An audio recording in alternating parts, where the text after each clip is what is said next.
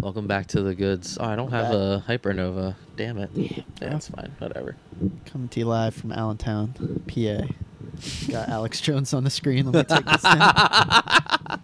That might be the most controversial thing we've said. We're going to get demonetized for that in the first 30 seconds, not cursing, mentioning Alex Jones. Yeah. Jake, talk about your new yo-yo that's going to come out first. Tomorrow. We'll cover that. This is the collaboration with Unparalleled that we've been working on for like going on 2 years. That's crazy. Took forever. It's the first prototype, just needed work, and then the second came. I don't really know it just took a while to produce too. That's what I was going to ask. Why did it take so long?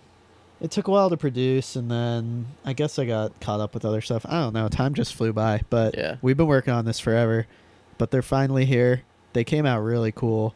I was like, you remember at Nationals, I got photos of the colorways, and I was like, I'm scared that I fucked this up. It's the photos that like it just wasn't what I was picturing, but once they got here, they look really cool. This one's my favorite, probably. It's so funny at the factory how they don't even think about, like, for palett's sake, how they lay the yo-yos out. I think they just group them all together and take a picture, and it's like, what the fuck? And it's like, oh, I don't know. And then you get them. And the lighting was a little wonky, so it's just like. That's the other thing. It's like you think that at the factories they don't need to be professional photos. Just walk outside. Just take a photo outside. Yeah. Like, it'll be fine. But they just take a photo under the worst. Make your hard work look good. Yeah, under the worst fluorescent lighting. And then it's like, all right, cool. Like, this will be enough. Like, it looks like what you want it to be, right? And it's like.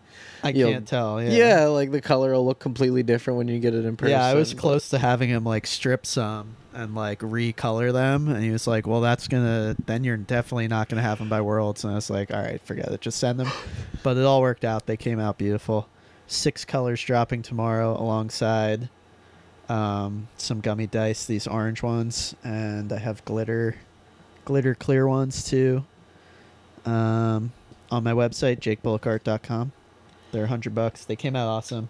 Somebody online was saying you took the website down temporarily? Or? Yeah, I just have it down to figure out, because I got nice photos. My girlfriend took beautiful photos of them.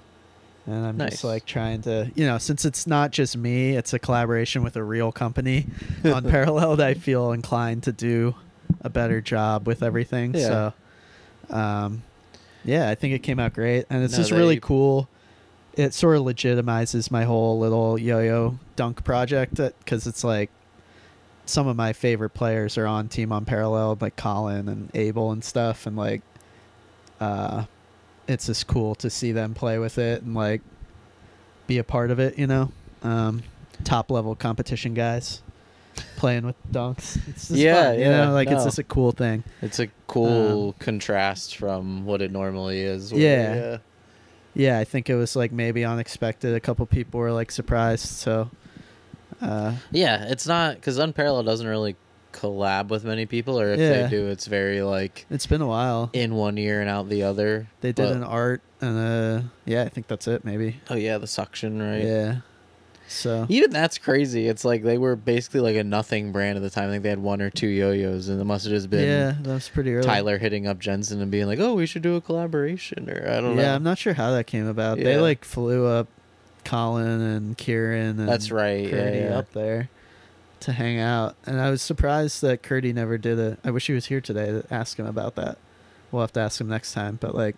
Because they did the thing with SF and Kieran, and then the thing with Colin and Unparalleled. Mm-hmm. I was like, when's the Good Life art collab dropping? But it never happened. Yeah, fucking ART has a very random... I mean, like, they've collaborated with brands you would imagine they'd collaborate with, but, like, the G2 one came out of nowhere. So fucking weird. It makes no sense. Like, I remember asking Jensen about that, and he was just like... He tried to justify it in some weird way, but it's like... Clearly just, like, he said in so many words, like, I knew it would just sell out, so which is fair. It's a valid of reason course. To do it. No, it's a great reason. It's just very funny because it does it nothing no really sense. For either brand. Like, I don't think that there's a lot of spillage between people who are really into G2 and into art, or who knows, right? There's a lot of weirdos out there, man. So they're coming out tomorrow. Yep. Yeah, it's a short notice. I know it's like Worlds in a fucking week and a half already, but I wanted to get them out before Worlds. And How much are they going to retail for? $100. Oh, okay. Word. They were on. I know that seems like a lot for technically a mono metal, but it's like they go up to bimetal pricing when this is the most expensive yo-yo actually cost wise for me that I've made, even more than the bimetals I've made. Really? Yeah. Huh. Which is weird. I don't really know. It's 70-75 with the caps are 60-61. But for whatever reason, the best price I could get was still more than any yo-yo I've released. So that's so crazy. Yeah, you'll have to tell me about that. And I mean, the current cap, you know, like the Dis Yo-Yo's Anima is 100. The Motif by Unparalleled is 100. So that seems to be like the standard pricing for this style of yo-yo right now. So I mean, from a production standpoint, you are making basically 2 yo-yos. You know what I mean, like press fitting and all the time that takes. That too, right? Like, he had to ano all of it, and then like just picking the colors was crazy because he wanted, you know, like they aren't anodizing the caps individually from the yo-yos for whatever reason. They're like doing the whole thing and then swapping them. So like for say it again. Like for every cap color, I had to have the yo-yo body that color as well for whatever reason. He's like, I'm not doing them all individually. Oh, so okay. In order to get all these combinations, I had to pick single colors, like solid colors, and then lay them all out on a graph and like swap the caps from yo-yo color to That's so it took forever to like get the combos I wanted. It's probably just from like a racking perspective. Like the yo-yos just screw onto like a big thing that looks like a tree. Yeah. And then there's like all these arms that come off so they can conduct the electricity to build up the anodize on the yo-yo. But the I think the caps would be too, like, they're just so thin and there's tiny, no way to like, rack them up. Like you'd have to build something custom, and it's like, but they pop out somehow, I guess, or I guess so. I mean, that's like I said in my like I dropped my concrete stairs out front. I was filming. For some reason, I was filming myself doing red spinner for as long as I could. So I was just doing it for like 2 minutes. And then I fucked up and it went flying, and it was the chunk prototype, and it went down into the road and a car almost hit it. Oh, damn. And the caps weren't all the way out, but they were like almost out, and I just shoved them back in and continued doing red spinners. But it still worked. Like the proto, you can try it then. Like it vibes, but it's not horrible. So that's so interesting. For a capped yo-yo, it's pretty durable. But we were talking earlier, I do want to take one to work. You suggested I cut one in half, which I think I'm going to do. Because I do want to see what it looks like underneath the cap. I mean, that makes me afraid that like the cap is gonna pop out some. I mean, it obviously will pop out. But yeah, like, it will. If you smash it down a flight of concrete stairs, like it'll get loose. Maybe, probably it did in my case, but you just push it back in. It's so interesting. They're so smooth too. Like all of them, they play great. Yeah, it's crazy how the smooth only they annoying came out. part about capped yo-yos, they get dust. Like oh yeah, dude. There. That's like, why I'm so grateful for my girlfriend taking those photos. She like photoshopped all the dust out then, because it was impossible. I was like, I had a microfiber cloth trying to. As soon as like you put it on to take a photo, like dust just like sticks in the corners. Yeah, they play awesome. Thanks, man. I'm very curious about the pricing. You'll have to tell me after the pod, just because that's. I knew that they were expensive. I didn't know that they were bimetal expensive. Yeah, but it's crazy because the material is so much more expensive. But it is, from a production standpoint, they are very expensive to make. So. Yep. So I'm excited about that. Yeah. Are you excited about Worlds? You're flying to Worlds? Yeah, man. Are you flying or driving? I'm driving with me, Joe, Dennis, and Eddie. Damn, that sounds fun. When do you get in? I kind of wish I was driving. Tuesday. Oh, really? Afternoon, right? Because it starts Wednesday. It starts Wednesday. We're not leaving until like really early Wednesday morning. Yeah. But yeah, I don't know why I'm getting there so early. I mean, it starts on Wednesday. It starts Wednesday. Yeah. I was talking to Joe about that. I was like, it's funny how like when we were kids, we'd be like, I gotta be there Tuesday night to be there for Wednesday and see everything start. And it's not even like anyone's really releasing anything limited this year. You know what I mean? It's maybe pecanned. I don't even. But I'm sure they're making like 500. The pecan. I thought you said pecan, like a pie. Pecan. The pecan yo-yo. Yeah. What is that gonna be, huh? We were wishing it was a camo hydro dip freehand. Yeah, it's definitely not. We should just buy some real tree hydro dip sheets and hydro dip our own yo-yos in them. Dude. Yeah. Let's do that. That would be sick. Yeah, I mean, but even that, I'm sure minimum order, unless it's like the machined Jeff Pang outside, like then they could do like 100 of them and never sell any more again. But yeah, I'm really curious. I have a feeling they at least made 400 or 500 of them. You know what I mean? Yeah, you would think. Hope, praying. If it looks any good, I'll buy one. Well, so your freehand's not coming? No, not They're before not coming for Worlds. No, yeah. Because that's the one, I guess, that I was thinking, like, oh, I gotta get... They're gonna have some kind of Worlds freehand, I'm sure. They are, yeah. I forget what color it is. Oh, that's what... I saw Sean or whoever said on Facebook, like, if you like the Nationals freehand, wait till you see the Worlds. So I'm assuming it's gonna be marbled. I honestly forget. I think you may have... Hold on. You gotta see the second marbled... Yeah. Oh, my God. It's somehow more beautiful in person. That's wild.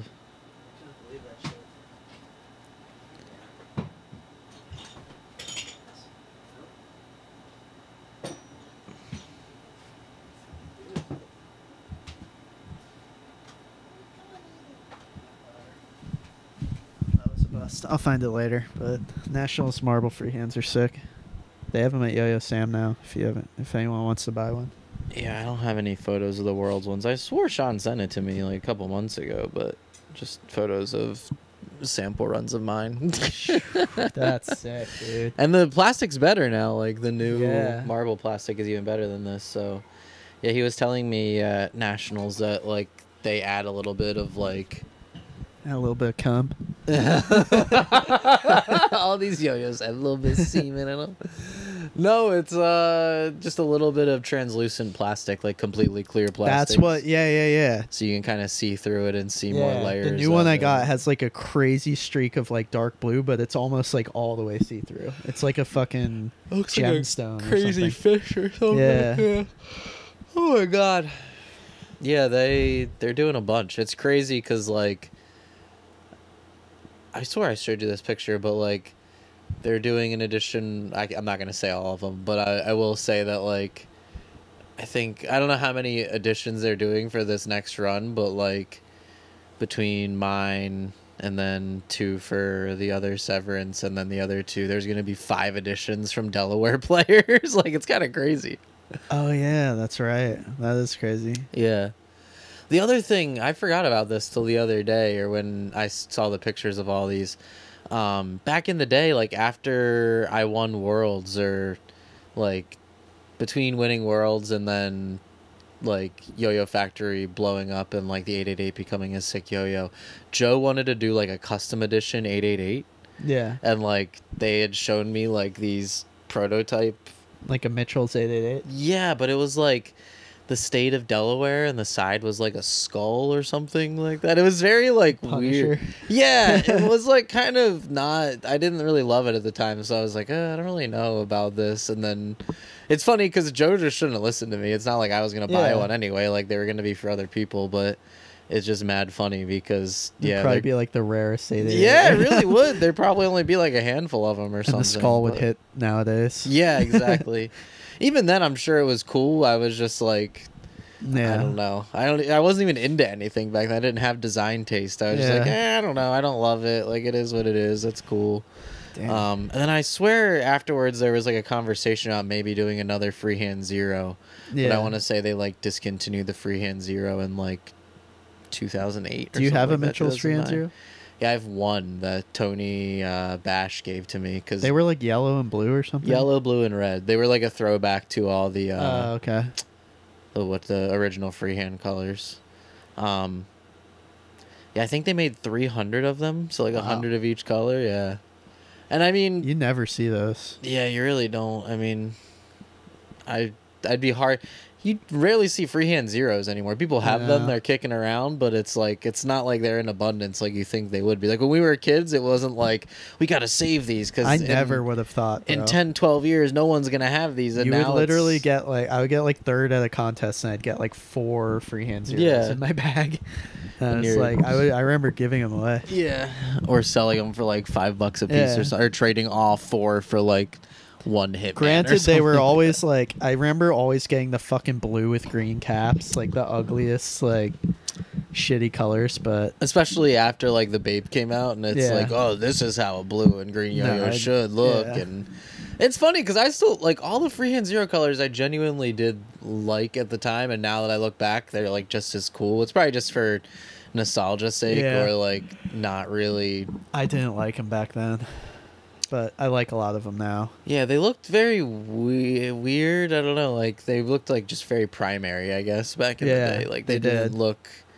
Just looked like they picked a green, picked a blue. It wasn't like they really tweaked it to make it look like the coolest it could be. Like Yo-Yo Jam was like that a lot of the time too, but I think a lot of those colors were just by not like accident, but like it was the same thing where it's just they're like, oh, let's do pink, and then they happen to get like a crazy cool milky pink that run or something. And it's so interesting to me. Nobody really ran color samples back then, probably just because it was so hard and expensive. But yeah, the Hypernova being so popular, I'm getting like a lot of messages from people about like the Supernova and how it was like their first pro yo-yo and stuff.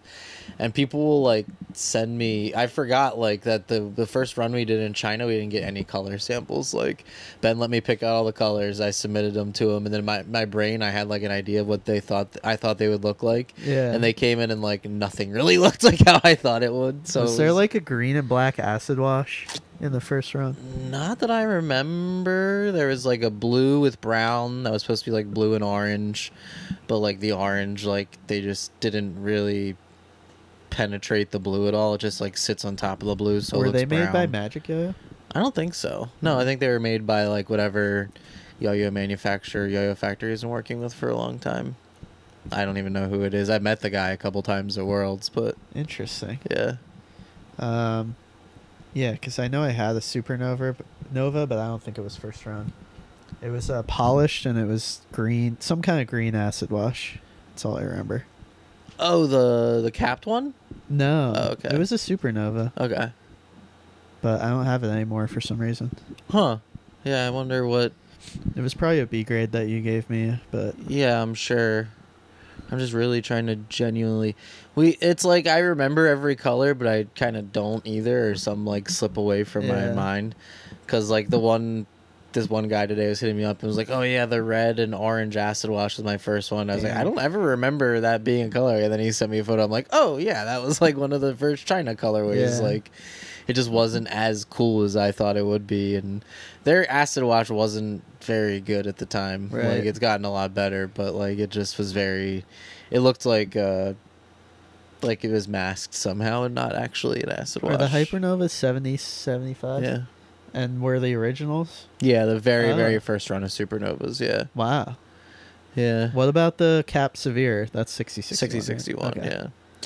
You gotta remake that, bro. Yeah, that's coming up next. Oh, I want to do a full size run of it because I think that one's even. Yeah. If people like the Supernova, they'll like the Capped Severe just as much. But it's like people miss that one, or people seek that one out more than they do even Supernova. Do, yeah. Like, I think there was enough Supernovas that like people, if you wanted one back in the day, it was very easy to get. But like, the Severe wasn't super popular first run, and then it came and went, and then once the Supernova took off, everyone was like, wait, like this is actually basically the same yo-yo, just a little bit different. Like, yeah, I don't know. I want to do it with plastic caps too, but you got to, yeah, plastic caps. I know it's gonna be hard to recreate that artwork. This is like pad printed, right? Like it is, yeah, and that would be something that like. Doing a similar shaped yo-yo or the exact same yo-yo, I don't really feel bad about doing without Yo-Yo Factory, but if I just like straight up jacked the artwork that they...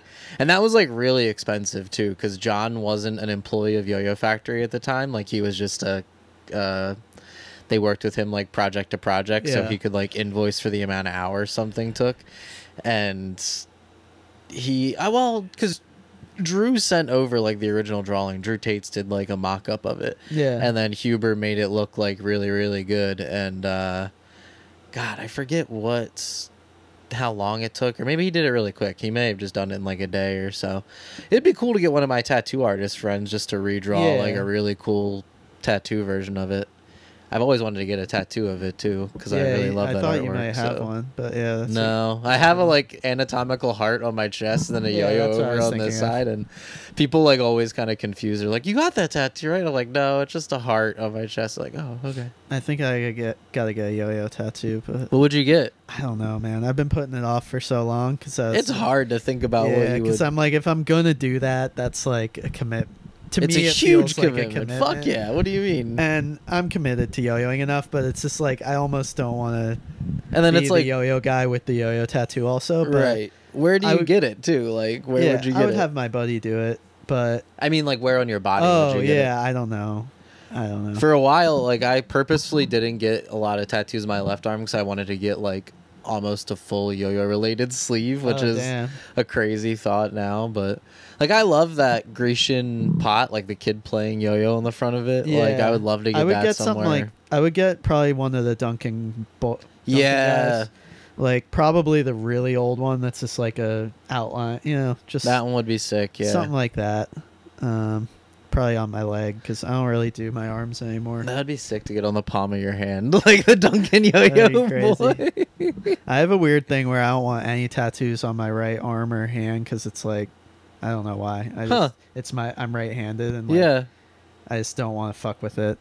Interesting. It's like a weird superstition. Like maybe I get infected and I fuck up my right hand, like because my left hand I fucked up my face. Like my hands are important to me. For like everything I do. So.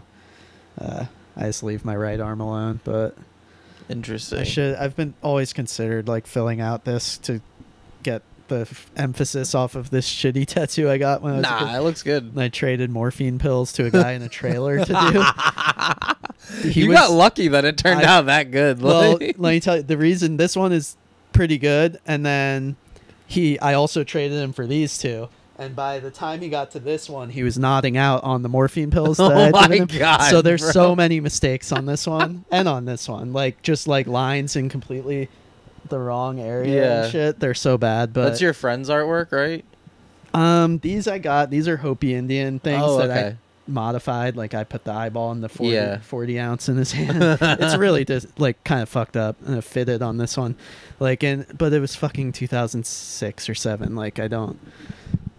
I wouldn't do that now. I wouldn't take like sacred Native American art. That's so funny. Do that, but and you could get those redone really easily. Yeah, you know what I mean. You could. It's not the end of the world. Like no. I don't think anyone's ever really been offended. I just say that as a disclaimer. Like didn't mean it to be offensive, but God, I never knew that story. That's so funny because that one, like the bad fish on your arm, looks so good. It's called a bad fish, right? Or that's what you called it. Yeah, because I was into Sublime at the time. Okay, and a bad fish is like someone who does heroin and then introduces it to someone else. Oh God, which I didn't do, but. I don't know. I just thought that was interesting, and I was on heroin at the time, so I thought it was cool. And Bradley Noel also had like a fish here. Oh wow. But the only fuck up is there because I went to jail like 3 days later, and it was scabbed over, and I was picking at it because I was like bored and in jail. So like I pulled like a chunk of the ink out. Yeah, that just happens with tattoos too. But people seem to like it. I get complimented by cashiers a lot. I'm like, cool tattoo. You're like, thanks. Yeah. Just think of all those memories real quick. Like I wish I knew the guy. He's probably dead. The guy who did it. Jesus he was Christ. Like my friend's cousin, and he was so shady. Just doing tattoos in the kitchen of this trailer. He did all of us though. It was like an all-day affair. Oh my God. He did like so many and we were all 16, so like Jesus Christ. And he was in his 20s at least, if not older. He might have been in his 30s. Did your parents see them or I mean obviously, but oh yeah, my parents I remember my dad and brother were like on a trip to visit family that I didn't go with, and then they came back and like I just had these tattoos and I didn't say anything. I just like walked through the kitchen one night and my dad was like, "What did you do?" And I went to jail a couple days later. So that distracted him from the tattoos. From the tattoos. Speaking of heroin infested small towns, we're about to head to Cleveland. Oh God. Probably not a heroin infested small town. Fentanyl infested. Yeah, fentanyl. Sure. I got on August 1st, this place that makes vinyl records, like a place that works with Drew a lot, invited us out to go tour the facility if you want to go. Oh, a plate, dude. Yes. It's called Mage Records or Mange Records, MAGE Records. Wax Mage. When are you on August 1st? So that's Thursday. I would love to go. Yeah, let's go. I'll let you know. Is Drew coming to Worlds? No, I don't think so. Unless he just didn't tell me, but I doubt it. Like, he's so busy. It's so funny that like when we were young and broke, we would just be so like adamant about making it somehow to get there, and then now it's like we're all older. Not like no one's well off, but we all have enough money to be able to pay to go on trips, and just kind of like, fuck it. Like, I don't really know if I want to go or not. I get it, dude. I'm already like, why am I going to Worlds for the full 5? I'm there like 5 or 6 days. Yeah, because if you just went like Friday through Sunday, you'd probably save like close to $1,000. Yeah, and I'd be just as happy. But yeah, I'll have fun. I'm sure it'll be awesome. Like, and if you take it slow and do shit like that, where are you gonna do any other alternative activities besides yo-yo What thing? is there to do? I don't know, man. Normally, I would love to go to this vinyl thing. I would love to go to Cedar Point, the what is that amusement park. It's like one of the biggest in the country, and it has like the craziest roller coasters. Yeah, Charles is going. He canceled his whole trip because of that, because nobody's going with him. I talked to him about it today. Yeah. Chuck, I asked him, I'm like, oh, are you going to go? And he's like, no, I canceled my room because no one wants to ride roller coasters with me. I was like, oh, I wanted to, but he was doing it, I think, the day that I fly in. Oh, okay. So that's why I couldn't. On that Tuesday, yeah. But I wish he would come and we could go. I'd skip a day of the contest to go do that. I'm pretty sure I told him that. But yeah, he wanted to do it like Monday, I think. Damn. And I just wasn't there. So. Yeah. That sucks. Yeah, I don't know. It also sucks because, like, who knows where it's also a hike. We'd have to rent a car. That was the other problem. I'm bringing a car. So. Oh, yeah, that's true. Like, where's Worlds going to be in the next couple years? You know, no one really knows. So it's like, I don't know. I would love to go to Japan, and maybe I will. But, like, it's still fucking expensive. It's hard to justify while I have so much other shit going on. Like, Japan's amazing, but... Well, let's try to find some shit to do in Cleveland. Yeah. I mean, there's got to be something. Yeah, I feel like we've never really did the Corco guys, I know they used to be really into like looking up restaurants and stuff in different places. I mean, I could be wrong. I did like some cursory searching, and like Cleveland is not like a food. There's got to be something there. Something, There's got to be a good barbecue restaurant, I'm sure, somewhere. They're known for like corned beef, I think. Oh God, what the fuck, bro? It's gonna be like 100 degrees too. We're just gonna go get fucking Reubens. Like, come on. I'm down, but I did the Rock and Roll Hall of Fame in 2016 by myself. That was fun. But yeah, I kind of want to go do that this year since I've never been. But I'd be down to do that again. I mean, the Dave's Skill Toys. Did they put up all the T-shirts? Nah, I got this one early. I don't know if they're up yet. I don't think it's that old, is it? You're the tag expert. This looks new to me. It is newer, but like... Maybe like 2008 or something? Yeah, something like that. It's made out of USA cotton. It's like the guy that melted in that weed commercial. Oh my God. That good USA cotton. Yeah, this is my new shirt. It's on Yo-Yo Sam, right? Yeah. Yo-Yo Sam. Yeah, Yo-Yo Sam got some... vintage like Pro-Yo and Dave's Skill Toy shirts. That's what I want, is a Pro-Yo one. Yeah, I might have to get one of those too. But you're saying they didn't upload those yet, or? I don't think they did, but if you just shoot him an email, he'll... Yeah. Oh my God. Yeah. Yep, Dave's Skill Toys, where I got my first yo-yo. I thought that, damn, they still have Duncan New Era hats. What? Wow, they have all of them too. Jesus Christ. Are there good ones? No. Not too I like this t-shirt they have that just says juggle on it. They have so much unhinged merch, like. Yeah, we gotta do a compilation episode of like all the most unhinged yo-yo t-shirts. Because there's some really funny ones, like the most cringeworthy. Oh yeah, yo-yo shirt. I mean, most yo-yo apparel is very cringe. Like, it's gross. Other than like even the Save Death stuff back in the day, there was so much good stuff, but like one of its time, some of it. Yeah, for sure, and that's a good. Yeah. Just. 1 out of like every 10 designs would be like, what the fuck is this? Like, why didn't you? Yeah, Antio had the best shit for sure. Yeah. Kia's a very fashion forward guy, so and always has been, you know. And then the Team Box shirt was also sick. Team Box shirts were really sick, yeah. God, I don't know what happened to it. I had a brown one that's really sick. I do have do you remember when Drew Tates did the, like, when he was doing stencils? Mm-hmm. Yeah, he did like one of Spencer. It's like pointillism with the Tomahawk. I have like a red t-shirt with like a giant, it's like an all over print of Spencer's face. Damn. It's very faded. I'll have to pull it out later. Yeah. But it faded a lot. And then I have it's like a fucking medium or a small, but it's the Chi-Chi Freak hit the shirt he brought to Worlds one year with like the yo-yo guy on it. It's really sick, but I think it has like holes in it and stuff. That's one thing. I mean, I feel like I was close with Chi-Chi and Whip, but I wasn't like BFF with them to a point where like they came and I was like dying to like get their clothes. Like, I was also broke at the time, and like if I maybe had like $100 or $150 to spend to Worlds, I was just trying to get a couple free hands or something. I wasn't trying to get like 2 or 3 t-shirts that like I wish I had like a Buzz On shirt or something. Yeah, clothing was weird back then. Like, but Whip and Chi-Chi, those couple years of Worlds had like the sickest shit. Yeah. Ben at Yo-Yo Factory, I wish I would have taken this because he was always trying to give it to me because it kind of fit me. It was like a small hoodie, and it was just all over screen printed yo-yos that Chi-Chi and Whip did. I remember that, yeah. And I was like, just every time we'd get in there, and it was Arizona, so we never really needed hoodies, and I was just like, why this is gonna just stay in here till the end of time, and it probably is still in the Yo-Yo Factory fucking clothing repository somewhere, or Ben threw it in his closet somewhere. But yeah, Seth a few months ago when Tim Red, or maybe last year around the summertime, because his kids finaled it like the he was world. Selling all that shit. That's where I got that where is it, the 44 yo-yo sign. Oh yeah. What is that? What is that from? It's from some Japanese contest. Tim somehow got a hold of it. That's so random. Yeah. But yeah, he was like, he got Whip and Chi-Chi to like do graffiti on like a Duncan Strongbox he had.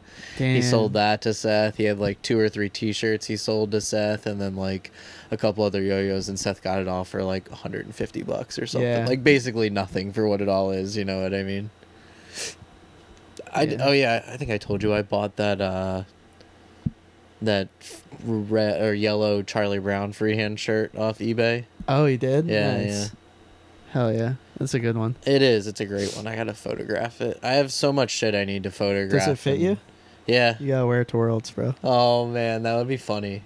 Buy a pecan with it. Oh, my gosh. Yeah. I don't know. Wearing yo-yo clothing to contests feels so contrived to me. And, like, when you go to this show and you wear the band shirt or something. Like, it's just so weird and cringe. I'll wear another, like, loosely related band's shirt to a band's show, but never the band I'm seeing. Yeah. I think new gen doesn't really care about that type of shit. Like, they're just going with the flow. But it's so funny how when we were kids, that was so particular. Like, people would, like, make you change before you left the house if you were doing that. And it's like, what is this, a fucking theme park? You're going to wear the Gravedigger t-shirt to the monster truck rally? Like, that's so funny that we used to care so much about shit like that. Yeah, Gen Z, or what's this latest generation? Gen X. They really don't care about anything. It's not Gen X. Gen X was Kurt Cobain's before us, generation. right? Yeah. What is the new one? I think it's like Gen Zero or some shit. Really? I don't know. I looked it up recently. Let's see. What is the latest generation? Just look up those Eminem lyrics. Gen Alpha. Oh, God. Really? Born 2013 to 2025 is Gen Alpha. Some kids at Yo-Yo Camp a week or so ago were telling me that, what did they say? They asked if I was an alpha or not, and I was like, a what? Like, what are you talking about? Like an alpha male? Yeah, and I'm like, God. I don't think so. And they're like, oh, yeah, you kind of do give, like, beta furry vibes. And I was like, Jesus. They were literally They're like, on some Andrew Tate like shit already. 10-year-old girls, though. It was like, what the fuck is your problem, kid? Like, that's insane. Jesus. Gen Alpha is wild, though. I wonder who named that, because, or if it predated all the crazy, like, manosphere kind of bullshit that's going on nowadays. I mean, I assume it was named back in 2013, so that's when it started, so. Yeah. Do you remember Yo-Yo Rewind started as a yo-yo clothing company? No. Yeah, Yo-Yo Rewind was, like, Hiro, Jun Aramaki... I think Shinya maybe was involved too, but like they made these t-shirts that were like not very cool at all, but like Mickey made some cool shit recently. What was that company? Something he made but he made like a whole new yo-yo just clothing. Fuck, I'll never find it, but not Yo-Yo Addict. Yo-Yo Addict was a store. It was like a year or two ago, and he just released some shirts at a yo-yo contest in Japan. Yeah. And they were really sick. I can't remember anything about them except being like, I want one.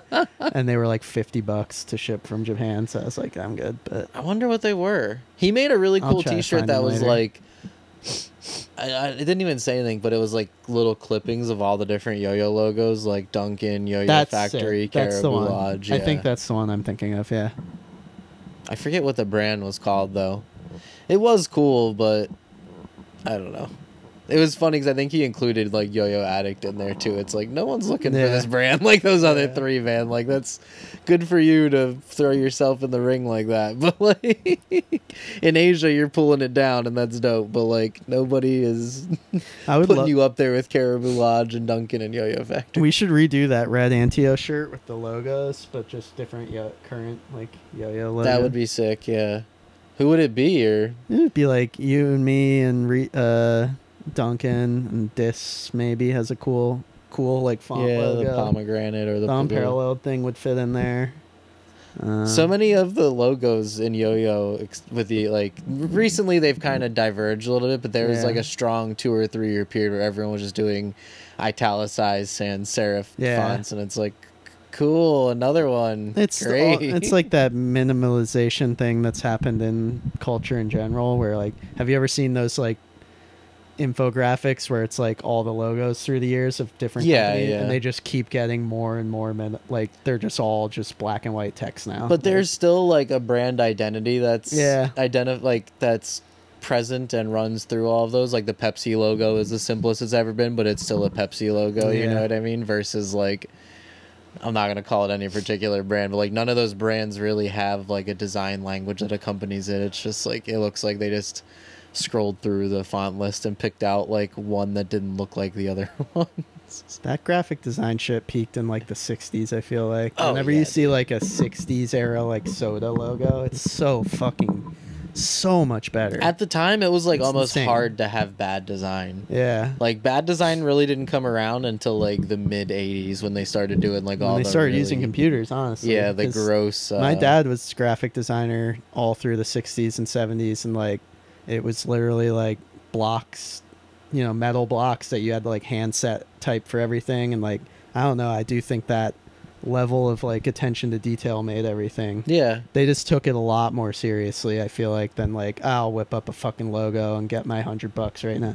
Like, it's oversaturated. Probably now. You had to like pay a lot closer attention because you only got a couple shots of it. It wasn't like, oh, I'm just gonna move this here and do this and all this is already vectored. It's like you had a really nice photo, like you laid out the gridding for your rule of thirds to figure out where you're gonna place everything, and then you place the type, place the logo, which was also fucking designed with a timeless hand-drawn, iconography like in pencil, mind, and then like, hand painted over that, and then like all that shit. It was just more involved and more of an art, I think. But it was a different time, but it was also just like you said, the attention to detail was so much more. It was a crucial element to what you were releasing, you know what I mean? It's just crazy how consistent. Like, you can look at any, like, book that was published in the 60s, and, like, the covers are just, they're all just so good. They're all like, good, everything is good. If you pick up a magazine from back then, like, everything is incredible. So the ads are amazing. The layout for the articles, like, everything is incredible. We really have just gone to shit. Like, everything is so fucking shitty. It's crazy how that is such a, like, noteworthy brand attribute now. It's like, oh, they have really good design. It's like there's no excuse not to have good design, you know what I mean? It's like, it's I don't know, like, especially having Instagram at your fingertips, where it's like an algorithm of just you would think good shit being, most of the time, good stuff being put in your face all the time. The potential is greater than ever to have like the best looking shit ever, because we have so much stuff to reference and all that. But for whatever reason, people's tastes, like the masses' tastes, is like people don't care, or it's like good enough type stuff. I mean, I try to ride both sides of the fence and do like some maximalist stuff, some minimalist stuff, but like you have to have taste to do both, or like you have to know what you're doing, because like it's very easy to go over the line when you're doing the maximalist shit and it just looks crazy. Or even minimalist, like you can keep adding more details and like different perspectives and viewpoints of it so it looks cool, and like I don't know, it's a very interesting time, like you said, but it's hard because I think people's tastes get in the way. Like you look at a minimalist design and it's like, when it's someone else doing it, it looks really good and it's like, oh man, that's awesome. But then when you do it, it's like, oh, this is kind of plain. Like we should do something else to spice it up a little bit. And then you end up off the deep end in some fucking territory that you shouldn't be in, and shouldn't be making stuff that looks like that. But yeah. Should we listen to some calls? Yeah, sorry, go ahead. No, we have so many to catch up on here. Really? Yeah. Let's see. This one from Adam Brewster. I haven't heard from Adam. Wow. Hey, this is Adam Brewster. I just wanted to ask, do you guys think Team Mysterious Raccoon should be resurrected from the grave? Just kidding. I would love to hear you guys chat about Team Mysterious Raccoon. Kind of was a weird thing back in the heyday of the youth store, which is maybe another thing to talk about.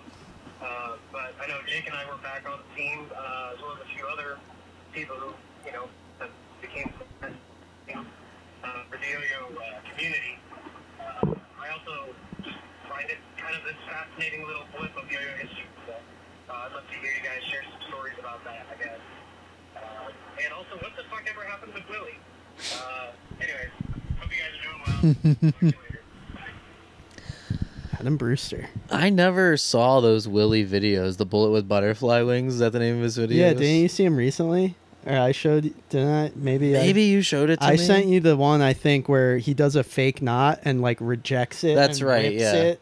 Are they on YouTube? Yeah. Okay.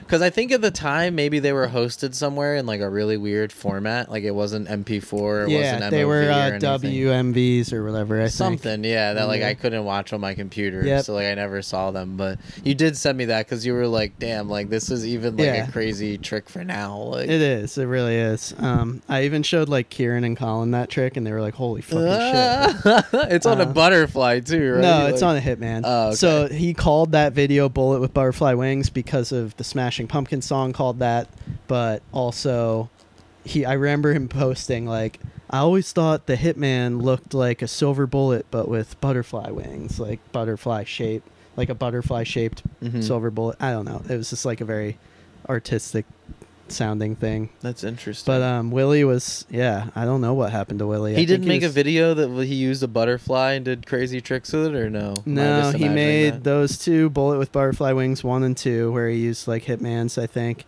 And then he made one called Metal Madness with this other Midwest guy where they do like off string with Diffios and 5A with like a zip fly. They do like legit tricks, but like it's sick. He has the zip fly with the spin top spikes, and he's doing like off string, like whipping the spikes and like spin topping it and then making it yo-yo. Like it's crazy. We'll have to watch that. I wonder what happened to him, because he was just some weird bald Midwest guy. He wore like funny little Matrix sunglasses all the time. He must have been a little older than us. Yeah, to be he bald. Looked like he was. He looked like late 20s when I was a kid. So like he's got to be mid 40s at this point or something. I don't know his last name or anything though, so I don't know how to look him up. That's crazy. Can't just Google Willie. You don't want to do that. Nah. He was sick, and then I don't even know what the fuck Team Mysterious. I know he was involved, but it was like a Midwest crew of like. I know Ignitus was on it, right? Yeah. Maybe a couple I was Buzz technically on guys. On it. Yeah. Yeah, I was gonna say in the phone call, Adam says you were on it. I never met any of those fucking guys. I just like got on it somehow, and then that meant I could put it in my little signature on the forum, the little thing at the bottom. It was a yo thing? TMR. Yo? Yeah. Okay. I think the most of those guys were like most active on the yo. But yeah, it was like they made videos. We'll have to see if we can find some of them on YouTube. They're probably on like Sean Fumo's backup or whatever, but yeah, like they would have like clubs basically. Yeah, like I remember meetups. A cool barbecue video. Yeah, barbecues. Yeah. And people, they like ran little contests and stuff, and like. And Buzz-On was somehow involved because I know they would like donate all the prizes to the TMR contests, and I think they would always like, back when you would print your own caps, like they had this cool logo. I don't know who drew the little raccoon, but it was a cool little cartoon raccoon guy. I do remember that. Yeah, and so like I remember seeing Element X's with the raccoon on the cap and Yo-Yo Jams and stuff. Yeah. That's the type of shit that made yo-yoing fun. It was back so in fun. The day. Yeah. Now it's like very cliquish, but in the worst ways. Like that used to be like something you wanted to discover, and it was like very regional because like every region had like their own crews. There's or whatever. There's guys with swords. Yeah. DXL. But like you could like become a member of any of those things too if you were like good enough or knew the right people, or it wasn't like a reason to keep anyone out. It was just like a cool way to connect the areas. That makes me remember. I'm pretty sure I had to like try out. I think I had to film like a little like a sponsor me video almost. Yeah, that's awesome. and just like I know I had to do something to get on, and then me and Kevin Sullivan, field medic, started Kids with Caffeine, KWC, which was our because we just liked Red Bull, and that was just me and Kevin and I think Stephen Kinder. Oh my god, Stephen Kinder! I think he was on Kids with Caffeine. That's maybe sick. But I made like little Kids with KWC caps for our hitmen and stuff. That's awesome. So yeah, a little goofy ass shit. Kids just don't do that shit anymore. Yeah. Now there's all VU crew. They're all VU crew. That's funny. Stein gang. Stein gang. Steiny gang. Stein gang. Oh my god. Yeah, I don't even really think kids are interested in like being goofy anymore. Yeah, clicked up like that anymore. Like they have group chats, having fun, being goofy. They're all in Discords together. Like they basically already have that, but without like a little. They're all into like post-ironic, something dark memes. Yeah. At age 8. Hey. Hey, what's up? We're filming the podcast. Okay. Is that Seth? Yeah, you're on. Nice. You're live on What's the up, air Seth? right now. Live on the air. Have you read my questions yet? No. Oh shit. I made an off-color comment about Save Death earlier, though. You did? Really? No, we were talking about yo-yo clothes, and I was like, yo-yo clothes are always cool, and like Save Death was the coolest, but like 1 out of every 10 t-shirt designs would be very off the wall and weird. Oh, that's generous. 1 of 10. I think that's a good ratio. It's still. Oh no, I would say that there's probably more than 1 out of 10. I would say 1 out of 3 were Nah. wacky. Nah, they were all pretty Especially solid. The early stuff that we were like spray painting on, like, God, that was good. Yeah. Jake brought it up. Well, yeah, what a great subject for a podcast someday. Jake brought it up because Yo-Yo Sam is they are selling some vintage Yo-Yo t-shirts. Like old Dave Skill Toys t-shirts, and then they have some old Pro Yo t-shirts and stuff too. And do you remember when Drew made those stenciled Spencer t-shirts? Yeah, I still have one. Really? Yeah. Damn, that's sick. I wish I would have gotten one at the time. It's in my like tote of t-shirts, the yo-yo shirts that I saved. Dang, you gonna get... You know, for my t-shirt, my yo-yo t-shirt coffee table book turned into yo-yo t-shirt zine, turned into a big box of stuff that I've collected over the past decade that I'll never do anything with. You're putting out a lot of proprietary information on the pod, right? Damn, yeah. You need the coffee table. Literally putting out a decade's worth of our texts of me not doing something that I really want to do because of whatever reason. Yeah. No, you could. I'm trying to get an accountability partner here, Tyler. Accountability. I need an accountability partner for this. Oh my gosh. Every time that we talk about t-shirts, you or me or Jake and me, like, I just think about that one Dick Store post where he's selling, like, his raggedy old Spintastic shirts that nobody wants. And then I'm like, do you have any other shirts? Like, I just gave 200 to the Goodwill. It's like, what the fuck are you talking about? You gave 200 away? You're trying to sell these? Like, yeah. In what world? I mean, thankfully, I will say that thankfully, like, I have wanted to do this yo-yo t-shirt project for so long, and I've told enough people that people have actually hit me up and said, like, oh, hey, I'm, like, moving and getting rid of my t-shirts. So I, like, Doc gave me a bunch of shirts. Oh, wow. And I have an amazing collection from Mark McBride. That's so sick. Those have definitely, like, been been good for the archive. Yeah. And then AJ told me a crazy story back in the day of when he visited Steve's house, and Steve had, like, so many old Duncan t-shirts from, like, the 70s and 80s and 90s and shit. Damn. Oh, wow. He swore that there was a Filipino Flyer t-shirt. Because he's like, I need to get that for Mikhail. And I was like, oh, at the time I was like, oh, that's funny. Now thinking back, I'm like, there's no way Steve still has those, but, like, I wonder what happened to him. Or a Filipino twirler? Like, that was a name of a yo-yo back in the Yeah. day. Yeah, whatever it was, the Duncan yo-yo, yeah. Oh, my God, yeah. The Joel would be special. Abe has an amazing mini DV tape somewhere of one time he and I were out there on some vagabond trip, and, like, Abe basically just, like, turned on his camera. Yeah. And Steve just, like, for an hour went through his attic. Holy like, shit. talking about stuff. And, wow. like, oh, this is this. And, like, yeah, it was Steve's attic. I think the only thing closer would be to go to Chico and go through the National Yo-Yo Museum storage locker. Like, there was just so much cool stuff Have you ever he done had collected over the years. No, I haven't. No, I don't. Okay. I don't think that's part of the tour. Bob takes you to the storage locker.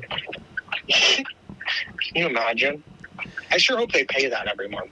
Like, bro, you go to, like, Storage Wars. Yeah. And it's like, it's a bunch of trash. Yo-yo trash. Like, this is worthless. Nobody wants any of this.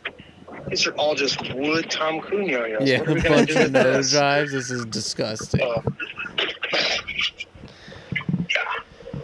Damn. Yeah, bro. one time when we were, I think it was when Dave and I were filming, like, our Volume 3 idea. We interviewed Bob and Thad, and I think that's when they mentioned it. Like, oh yeah, like, we have, like, just talking about rotating the displays and, like, yeah. Would be sweet. Damn, I wonder can't imagine what's there. Which one of them has the official curator title for the National Yo-Yo Museum? God. That would just be so sick in general. Yeah, curator of the National Yo-Yo League. Seth Pearson on the phone. I brought out some of these yo-yo shirts. Yeah, let's go over some real quick. Got Yo-Yo Nation here. Classic Yo-Yo Nation t-shirt back in the days. Everyone fucking wore these. Everyone had one. Pat. It's funny because, like, you felt like you were kind of a part of a club wearing one, but like literally everyone had one. And it was a great competing shirt because it was just black. Yeah. And, like, everyone felt, no matter what team you were on, you felt okay repping Yo-Yo Nation because they were just the hot store and, like, running contests And Pat was a cool guy. Like, you wanted to make him proud and, like, do well wearing the t-shirt, but then you also wanted to, like, it was even before social media. It's not like he was posting you on Yo-Yo Nation, like, this is the featured player of the week who wore a Yo-Yo Nation t-shirt or something. It really did, like, go go like viral somehow, but not on the internet, just like among the community. Everyone loved Yo-Yo Nation so much. Yeah. Matt Fernandez has a crazy story about like seeing a homeless person wearing one out in San Francisco somehow. Wow. I wonder like if Kia just took a bunch and gave them away at some point, but what the fuck is this? Oh God. That's it's like, what is that's Richie Yo-Yos. Oh my God. This is an album he did, I guess, a few years ago. Quad in Originale. What does that mean? Oh, be an original. Yeah. Unique shirt. He sent me two. This one and then one with like a half naked girl on it. But I was like, I can't wear this. So I gave it to my girlfriend. She has it. Oh my God. But with like holding the pig like over her, but like she's naked. Like, Jesus I was like, God damn, this isn't old. This is 2019. 2019, yeah. These are cool. That was a good year for the logo. The 16 I like, because this is the Kutztown College colors. So oh, really? It's also the Cleveland Cavaliers colors. Oh, yeah. This is the Spencer one. Wow. Yeah, it's really faded, but he literally just spray painted it on. It still looks good, though. Like, yeah, it looks you can cool. tell. You can tell what it is. Like, damn, that's a piece of fucking yo-yo history right there. Yeah, it's all. I wish I would have taken better care of it. I wish he still had that stencil. I would love to do more of them. He could make one, I'm sure. Yeah, I'm sure. Yeah. Yeah, they were so sick. 2005, my second Worlds. You got paint all over it? Yeah, that's it looks sick. like it. Holes in it, too. It sucks that Greg always did these as heat transfers and not actual screen printing because, like, they never last, you know what I mean? Like, I wore the shit out of this, though. This is fast, too. Yeah. Another Yo-Yo Nation. Had two of them bad boys. I definitely have a Yo-Yo Nation tee in storage. This is a Fruit series. Hey! It's a good shirt. I wish it fit me. Remind me, I'll make you another one in your size. This Florida States. This is new. This should fit me. I should just wear this. Did you go to Florida States? No, I sponsored it. I sent him prizes. Oh, okay. He sent me a bunch of shit. It's cool, though. I like the logo. Yeah. I have more than this. I'll have to dig They had another cool logo with, like, an orange surfing. Yeah, that's on the Butterfly XTs. He sent me so those, cool. Too. They are really cool. Just gonna fold all these real quick. Don't mind me. I'll do it later. I weirdly don't have a 20. I used to have a 2004. I do have a 2004 World shirt. It's blue. Really? So I gotta find that. And then I don't think I have a 2006, which is the year I did well. But I would like to get one.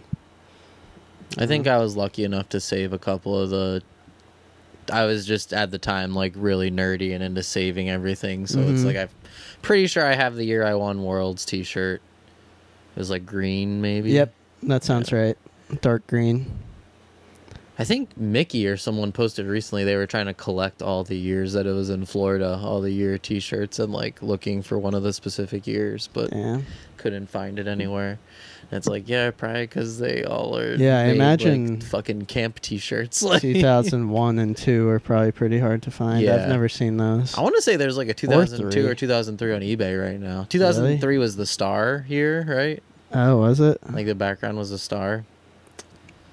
Damn. I hope Seth makes that coffee table book. You guys should work together on that. Yeah, it's just hard with yo-yo books because I'm sure that we could get 100 people that would be down to buy it, but like it's just selling anything yo-yo related that isn't a yo-yo is always very difficult. Like I have so many t-shirts that I would love to make like in the archives that I just that's so cool. But it just says world famous on the front, right? It says around the world. Oh, on the front. Yeah, it just says. Yeah, that's weird. That's so conceited and lame. Oh, I impulse bought some yo-yos on eBay this morning. What'd you buy? I've been wanting to get one of these X Games Veriflex yo-yos. Oh, yeah? And one came up. This whole thing was $20 shipped. And it's like an X Games and then two. It was a really good deal because the X Games by itself usually sells for $20. So. Right, yeah. And it's a different yo-yo than the Cherry Bomb, right? Yeah. Yeah. Steve on his podcast recently was talking with Mark about the Veriflex deal, and like he had input on designing the X Games one, and that was supposed to be his signature model. But then the X Games deal came about, and they're like, we're just gonna use your signature model as the X Games yo-yo. So it is his like signature series that like he wanted, like his dream yo-yo at the time, but he never got his name on it or anything. Yeah, they gave him a bunch of them, but like I wonder if he wanted that green color too, or if that was just like an X Games. I'm not sure. Mountain Dew is cool, so we're gonna make it in green. There's a vlogger that does skateboarding content, and he just always talks about how green is like the high-tech, cool early 2000s color. Yeah. Yeah, X Games had some funny... Did you buy anything else or no? No, that's all I got. I haven't bought Yo-Yo Shell on eBay in a while. I have so many old wheels that I want to bearing eyes, but like I don't even know how to do that. Like, you have one, right? That Mark Allen did it, but it's really hard apparently. Yeah, it's not easy. Like, you have to, I think, change out the axle. Yeah, the axle. The axle is just a peg. Like, it's just an aluminum peg. So you have to like get a freehand axle in there and then probably like shorten it a little or something. I wonder if you could, and then just put in one of those like Freshly Dirty type kits into it, and if that would work or not. But that's a good point. It might, but I don't think the body is like thick enough for you to really recess it. If you can get an axle in it that is like the right length and that's sturdy enough to hold the Freshly Dirty kit, then yeah, it should work. Because the Freshly Dirty kit's just flat. So, it's but flat, then but it's just a little. But wheels have starbursts, so you'd have to like shave those off. I mean, that's easy. That's the easiest part. Other than, because I don't even know how to get the cap out. Like, I guess you can just pry it out, yeah. But then you have to flatten the starburst and then like dig it out to fit the freehand guts. And I think that plastic is just like really shitty and hard. It just melts. Like, you can't really do anything. There was crazy wheel mods for later wheels of like bearingizing them, but literally just like heating up Dunkin' guts like on a stove and just and then melting it into it. Yeah. I don't know. I never met anyone who did that, or if it ever worked or not. But there was definitely directions for it. You ever hear about the Stan Zygo aluminum wheels? Yeah, Seth has a bunch of those. Really? I think he has like 2 of the aluminum ones, then he has like 4 or 5 plastic ones. That's crazy. And he has a bunch of transactions because he just really enjoys that piece of Dunkin' history. Yeah, I have a transaction. And Steve, I think he has a prototype freehand 1 too, or prototype freehand 1 halves. I think he does. I think he sent me a picture of that recently. That like, yeah. Someone else has a crazy like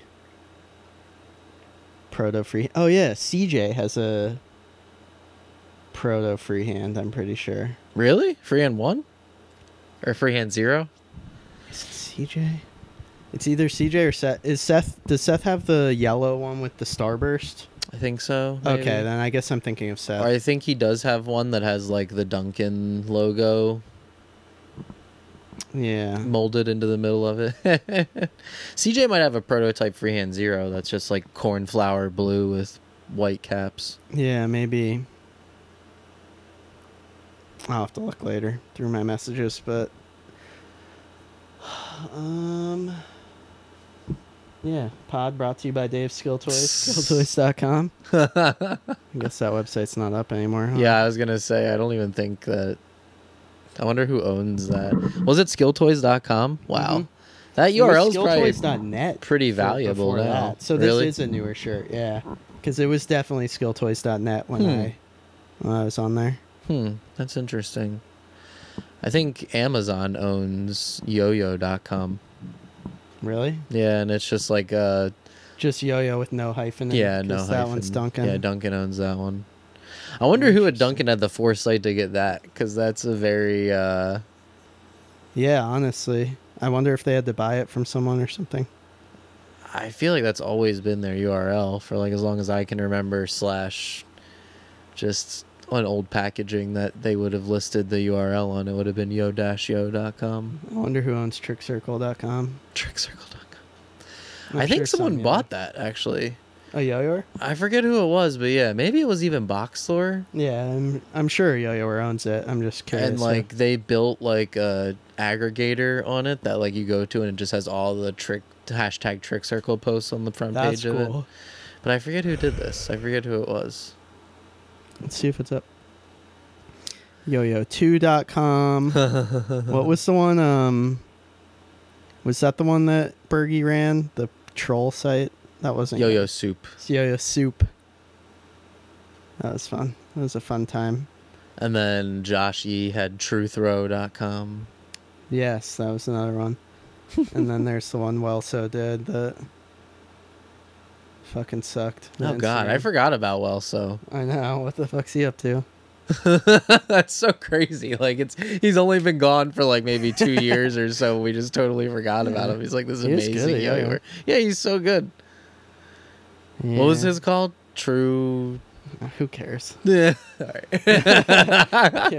That one was the most what's the word brutal. I'm looking for? Brutal.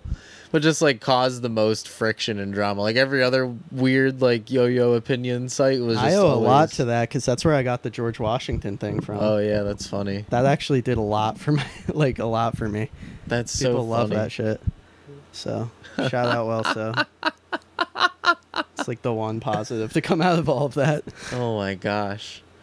Occasionally I'll get like a wildfire that like makes me want to make another website like that. Yeah. But I'm like, there's no good way to go about it. You just sound like such a gross hater doing anything like that. Like you can have your opinion or whatever, but like once it gets to the point of you just imagine, you know that guy Red Bar I was showing you? Yeah. Imagine that, but for yo-yo video. Like oh for my Trick Circle. God, dude.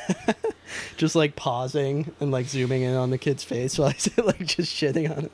That would be insane. Because like for every one shitty one of Trick Circles, there's like 2 or 3 pretty decent ones. You know what I mean? Or like vice versa. For every 2 or 3 shitty ones, there's one like really good one. Like most people who are posting their content on the social media now are pretty good about it. And it's like if you are making fun of someone, most of the time it's a kid. You know what I mean? There's very rarely like I don't know, like there's not a whole lot of people to make fun of within yo-yoing at this point, or like if it is, you're just everyone kind of pulls their own weight and does stuff to seem or actually do things for the community that are positive and helps push us forward. I don't know.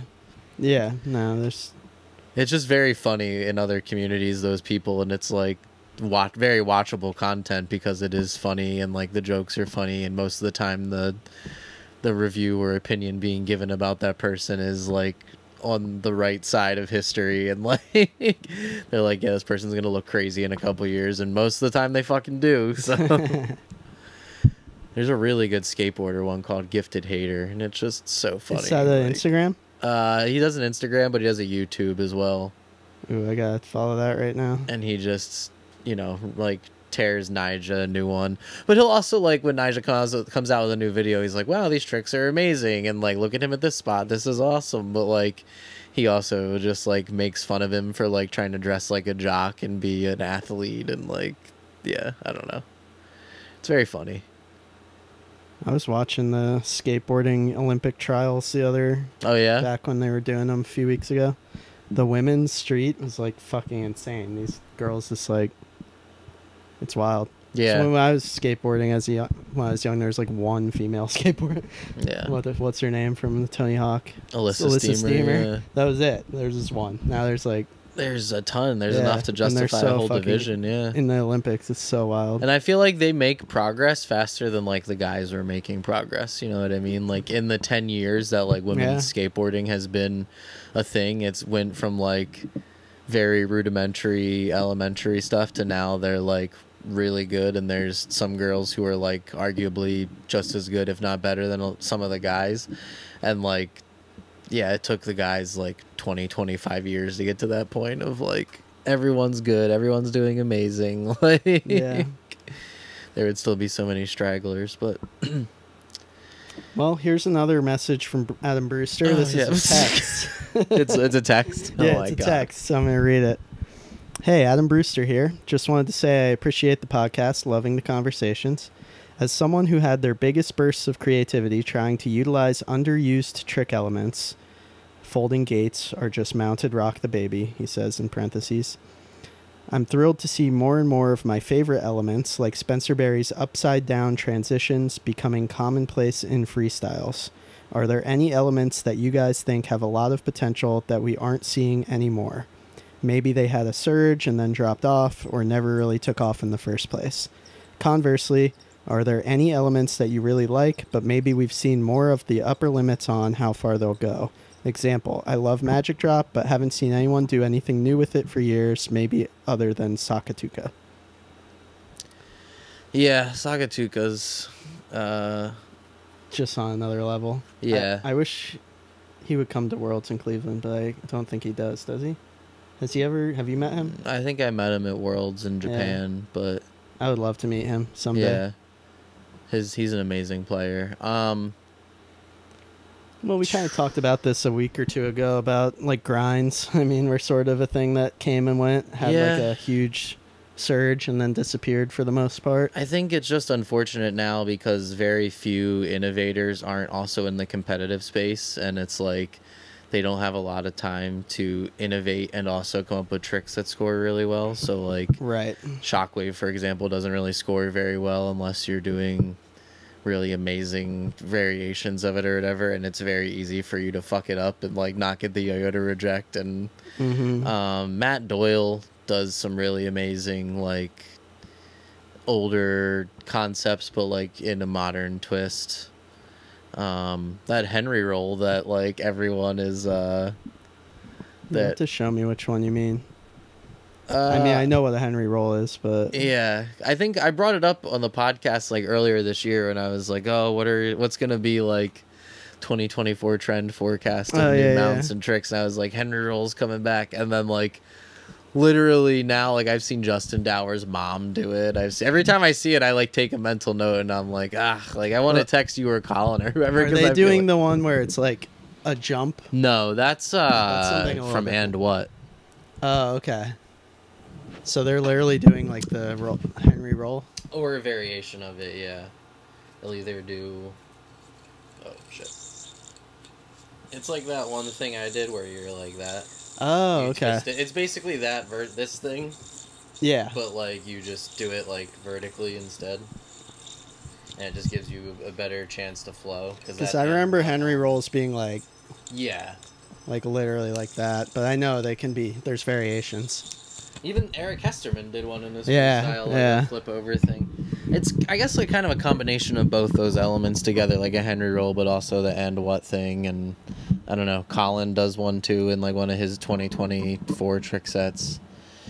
I've seen it, like, at least 10, 12 times this year. Like, I've seen it a lot.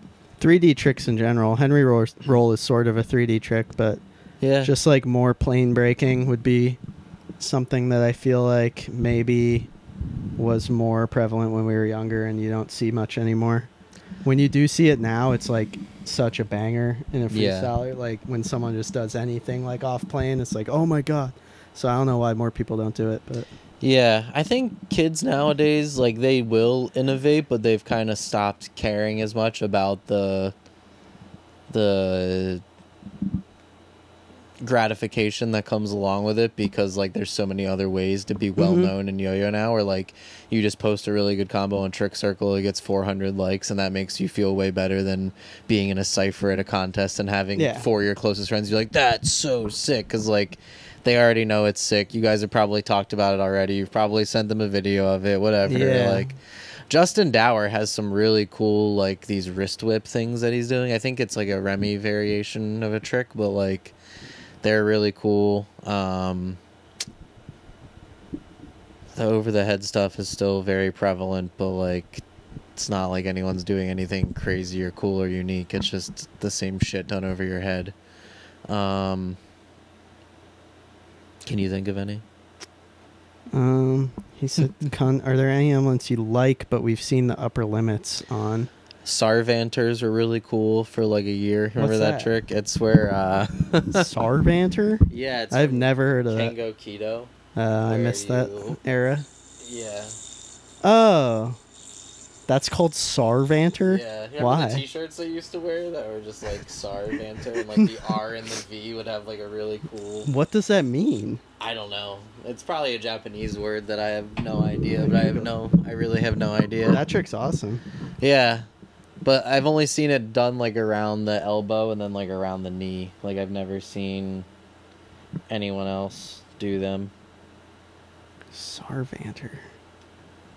Yeah, I have no clue. If anyone knows what Sarvanter means, I would drop a comment. Drop a comment. Tell us what Sarvanter means. It's like elements that have a lot of potential that we aren't seeing anymore. Yeah, 3D grinds.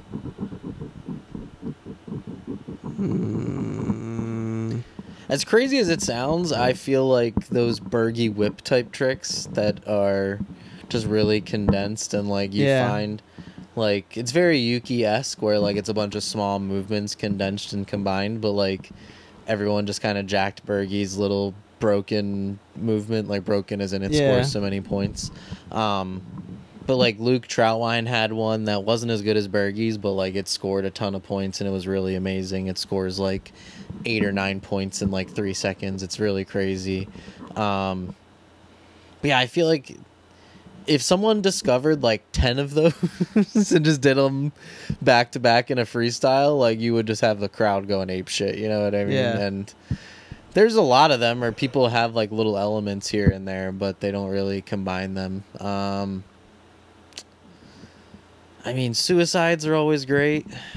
Like, and yeah, suicides. I feel like those kind of died out when red triangle whips and stuff became prevalent, just because of how much easier those are. Yes. There's no risk. The loop is way bigger. Like, yeah. I don't know. I'm sure. Did we? Let's talk about the 1A competitor list. I was just gonna say, speaking of Luke Troutwine, he's competing in 1A. Is he really at Worlds? Yeah. We got Quack on in 1A. Interesting. Really? Mm-hmm. Remy, Blaze. Is Mir Kim on the list? Yes. Oh, nice. Okay, he's cool. seated. Miri is also competing in 1A. Nice. Instead of women's.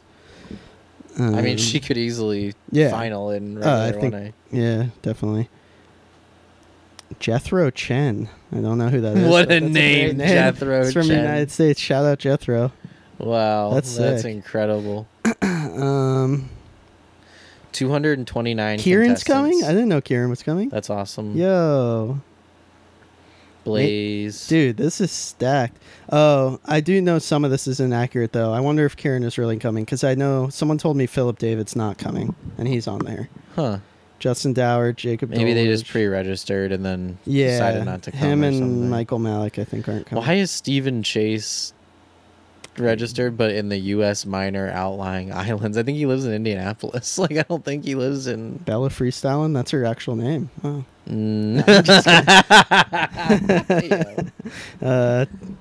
Damn, this is stacked, man. Miles Gregory, love to see Miles in 1A. Paul Harness, hell yeah. Katarina in 1A. Yeah. Mir Kim and Miri Kim. Rihanna LaGrue. Who the fuck is that? Mir Kim, Ryan Kim, and Daniel Kim. So. Why did they... Is it just it's an alphabetical order? Yeah. I love how Mark Mangarin always registers in all caps. Mark Mangarin. Adam Schultz. Oh, Garb Kamal is Polo, right? Garb.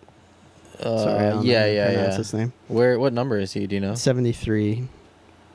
Yes, that's his. Yeah. Right under Ross Levine. I have a very funny video of Zaffron like drunk on my old Philly house floor. Like, he's trying to go to sleep and we're all fucked up. We go into the room and we kept asking him the whole weekend, like, how do you say Polo's real name? Like, say Polo's real name. And he would say it, but like none of us. It's you can't even fucking. That's funny. Garb Kamal Langamakul. I didn't even know. But like he would say it, and then like we walked into the room and Isaac Sams is there too, and it's just so funny because it's like dead silent. You can hear the fan like in the background, and then Zaff is like just so tired. He's like, "What do you want?" And we're like, Isaac's just like, "Say Polo's real name." He's like, "I need to get some fucking sleep. Get the fuck out of my room." I gotta show you that video. Yeah, I want to see that. So funny. Here's a good name. Ronan Malone. Ronan Malone. From U.S. Shout out Ronan. Shout out Luis Lizardo. Some sick names, man. Steve Madden. Chang Hyun, Tony Sung, followed by Drake Sweet. Drake Sweet. Yeah.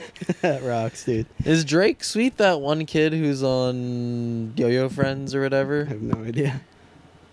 Adrian Velez, Isaac Vittorari. 141 people in 1A. Wow. Ryoto Ogi is coming. That's sick. Adam Schultz. Recess. Yeah, I saw that too. Connor Seals. Connor Sheehan, Ham Dog. Should have signed up as Ham Dog. Chandler. This is going to be so Harrison. fun to watch, bro. That's Holy Hugh. Shit. Drake Sweet is a wild name. I love that. Yeah. Yeah, Chris Toledo, Luke Troutline, 2A, Luke Renner.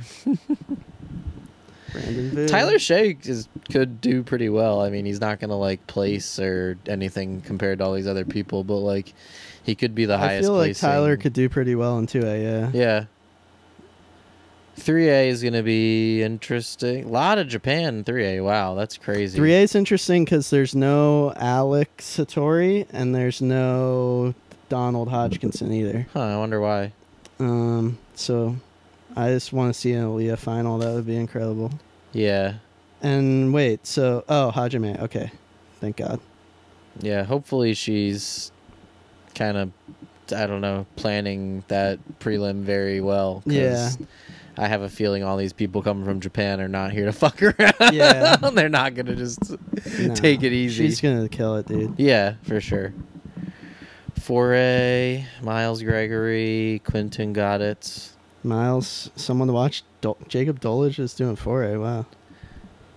Jakub Hunter's doing 4A at Worlds too. That's crazy. Really? Hunter Fierstein, Ian Johnson's coming out. I didn't see him in 1A. There he is. Okay. Josiah Pulsifer's really fucking good. In 4A? Yeah. God, 28 4A contestants. He might be like the best solo ham. And then 19 American. 5A contestants. I like Sean, halfway thought about trying to do 5A a couple weeks ago, but in Worlds? Yeah. You should have, bro. I want to do really well though, and I feel like Sora, you got Sora, Miggy, Kwakon. Jihu is the crazy, yeah, he's incredible. He's my favorite. Jared's really good. Yeah, I just feel like all those guys also like Drake Sweet make a lot. Drake Sweet, they make a lot of mistakes. You know what I mean? So it's like if you go clean, you have a good chance of beating them. But I want a John Wolf win, but that's just me. Yeah, no, John would be sick if he won. Who won last year? Sora? Sora wins every year, right? Sora won, yeah, I think. Pretty sure he won last year. Yeah, his tricks are just very hard. Like he does a lot of tricks with a lot of different minute variations in them, and he does a lot of cool body tricks. Has John ever placed at Worlds? Has he ever? He finaled it. He's finaled a couple times. Yeah, I want to say he's gotten like 4th before or something like that. Very close, but we need a John Wolf 2nd or 1st place. Need someone to take back the United 5A for the United States. John's the guy. Miri's registered for women's freestyle too. Oh, so she's doing both. Yeah. Interesting. That would be crazy if she like placed in 1A and then won. Bro, she genuinely could probably like. If it's just Miri Kim, and then Miri Kim winning one, yeah, like that would be crazy. Yeah, why do they have all 14 people listed for arts and performance? I'm so confused by that, and then only 3 of them are actually doing it. Because Steve Chase posted the other day on Facebook thanking Hironori and Steve for maybe squeezing him in or whatever. I don't know. I don't know either. Because when I saw this list, I was like, why do they have so many? A and B, like most of these have to be really bad. Like it's just it's hard to do a good one. Yeah.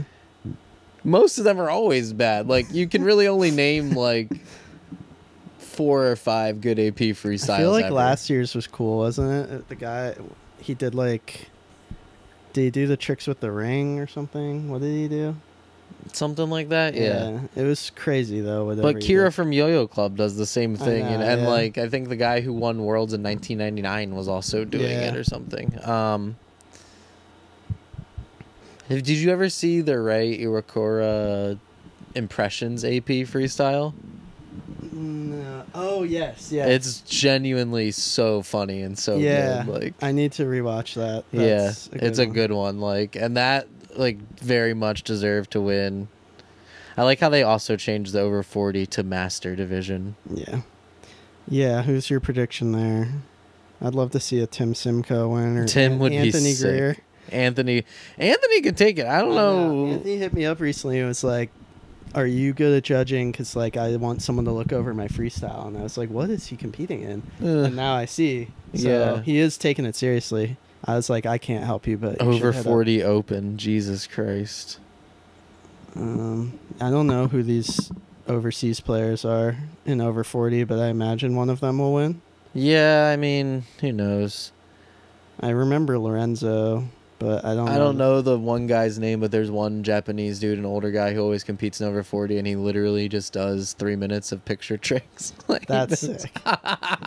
Man, I wish it was like over 35 instead or something. Like, I don't know if I'm going to want to do it still when I'm fucking 40, but I would do it like now or like next year. Over 30 would be sick. And I guess the Doc Lucky's duo division is that on here? That's at the very bottom, yeah. Oh, wait, over 40 open? Oh, so there's master and open? What is that? Probably just X division kind of thing. Like, open. Oh, got it. That's cool. Oh, shit. This is going to be a hot take, but who gives a fuck? Like, we're at the World Yo-Yo Contest. Wait a second. Kira is over 40? Yeah. What? I know. Isn't that crazy? She did it at Nationals, too, and we all were like, Kira's over 40? Like, I didn't know that. Like, I thought she was younger than me. That's crazy. Yeah. Okay. Phil Quagliaro. How do I know that name? He's a guy from Virginia. He lives near... Phil Quagliaro. It's an awesome name. Fong Vu. Luke Renner. Damn, I'm excited for over 40 open division. Richard Cobb. Good old boy, Dick Cobb. Dick Cobb? Who's Dick Cobb? He's like a 4A player from Chico, I want to say, yeah. So Doc Lucky's duo division. Is this like combined division? I guess, but it only has one person listed in it, so I don't know who the fuck. Yeah, and then it's Michael Furtico and Eric Tranton? Question mark? Yeah. So wait. Ian Johnson. How's that work? They both yo-yo at the same time? You somehow do a combined freestyle. Like over each other's fingers and stuff? That, or I don't know, man. Or like have you ever seen like the old choreographed? Yeah, the old team divisions like at Worlds back in the day. Yeah. Okay. Like Shackler AP, also one of the only good AP performances ever. Yeah. That like choreographed yo-yoings are not really my thing, but yeah, me either. I mean, it looks cool when some people do it, or when it's like a more difficult trick and you can sync up with the other person. Fucking Eli hops and shit. Like, it's kind of lame, yeah. And it's like, I get it. It looks cool on social media, but like... I guess, yeah.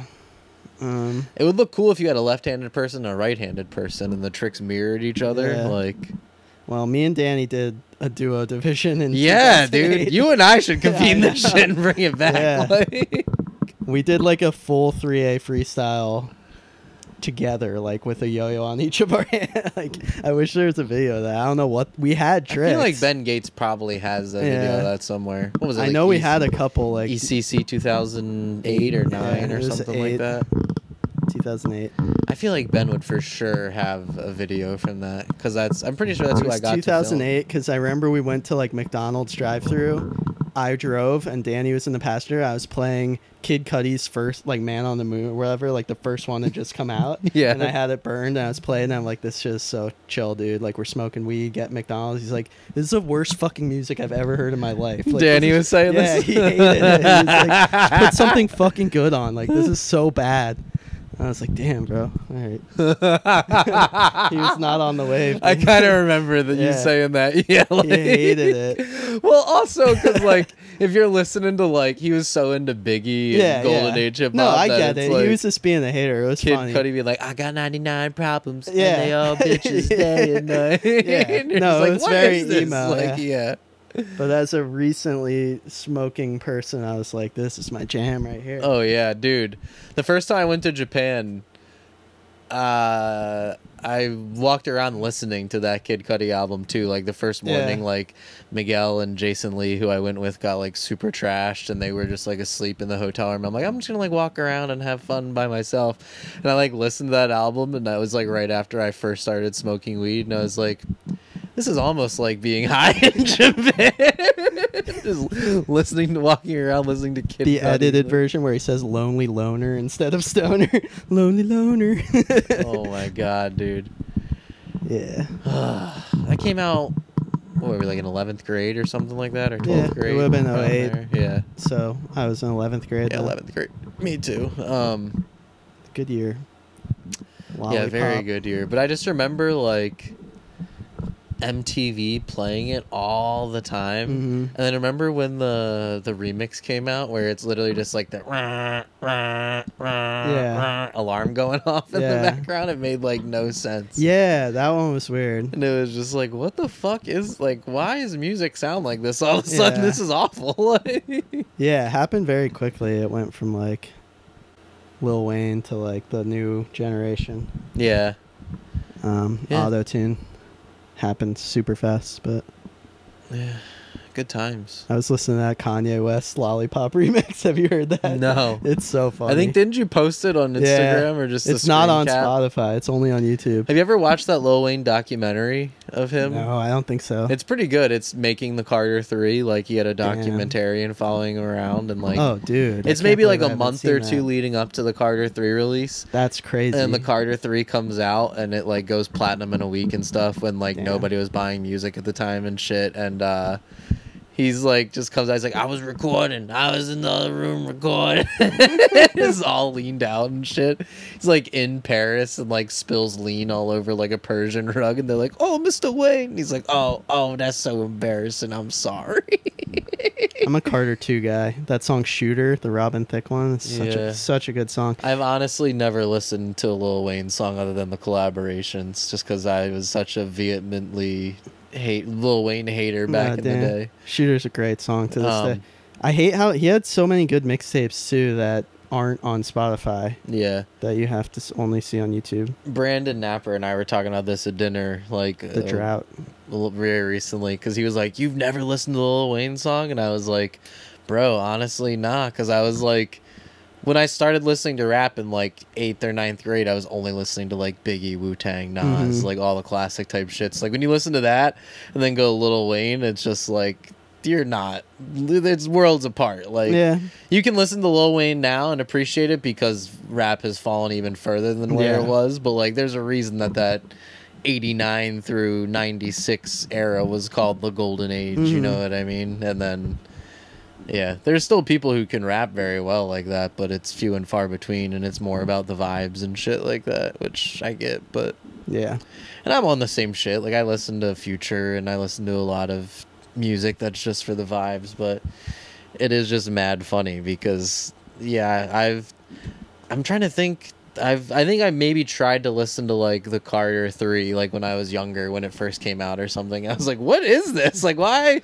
Who would if you could listen to fucking The College Dropout, why would you listen to this? Like, but I'm sure if I listened to it now, I could probably hear bits and pieces I enjoyed. But nah, it's like we were talking about with Eminem. If you didn't listen to it when you were younger, there's kind of no point. It's like pop music, you know. Yeah, it was just I listened to it on the radio with my friends driving around, so like I like it because of that. I have nostalgic memories with it, but I have the most memories with 808s and Heartbreak, dude. It that came was out a great in winter album. 08, I think, and like just cruising around smoking weed listening to that was fucking insane. It was like scary, some of it, and like it was so good. I remember such a good album. I remember like the press conference Kanye had for that, where he's like wearing a blazer and shit. For some reason, the coolest look. He had the weird hair that was like kind of poofy. Cause did the album layout, like for some reason that was so popular, like when that press release happened, like I woke up and like I skipped school to watch it. Like I just did not go to school that day.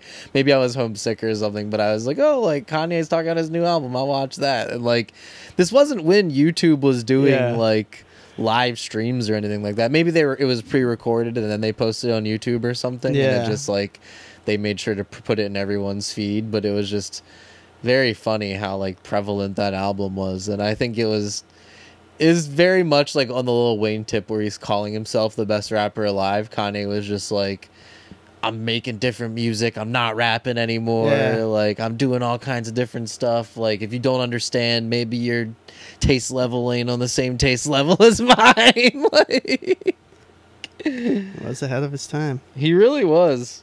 Did you listen to like Young Jeezy or T.I.? Not at the time. I do now, though.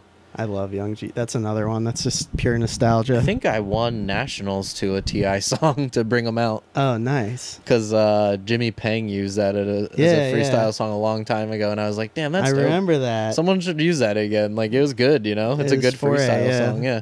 Even now, someone, like a 1A player, could tear it up using that. It's got, like, a bunch of really cool music cues, like... T.I. rocks. Yeah, T.I.'s I don't know what the fuck he's up to. He was one of the original guys that signed Travis Scott, so I'm sure every time Travis Scott releases an album, he's probably making a ton of fucking money. Wow. And, like, he was a relatively small artist, so I think he was very smart with maintaining or retaining his ownership to his intellectual property. So, like, every one of his... Like, he's... How many monthly Spotify listeners do you think he has? I don't know. I'm going to say... 2 million? No. I'm going to say, like, 11 million. Yeah, that was way off. 9.8. That's crazy.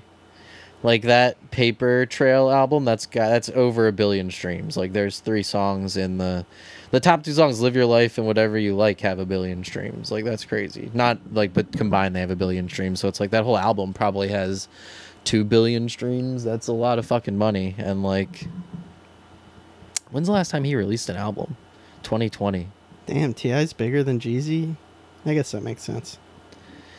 T.I. really had a star appeal. Yeah. Oh, and I forgot that he owns all this music. When you go down to the bottom, it just says Grand Hustle LLC. Wow. Which is crazy to think that, like, you know, I don't know offhand what 1 billion streams is worth, but it's a lot of money. So it's like, for nobody to have that except for him, like, that's dope. Good for him. Yeah, he owns all this shit. All of his albums. Wait, you see that down at the bottom normally? Because Jeezy doesn't have it, so it means... Which Jeezy album are you looking at? Oh, you're looking at the album. Yeah. Oh, yeah, let's see. Thug Motivation 101. Yeah, Def Jam, okay. Yeah.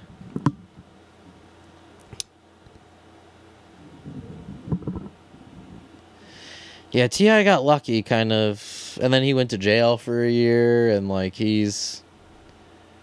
Oh, yeah, that's right. Like, he...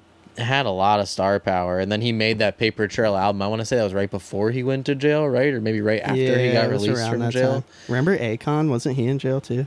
I forget. But Akon's Justin Bieber, I think. 29 million monthly listeners. Wow. Yeah, Akon's also very wealthy because of all the... T-Pain. He signed T-Pain. Convict Music, yeah. Loved and still love Akon. I never got super into T-Pain. Really?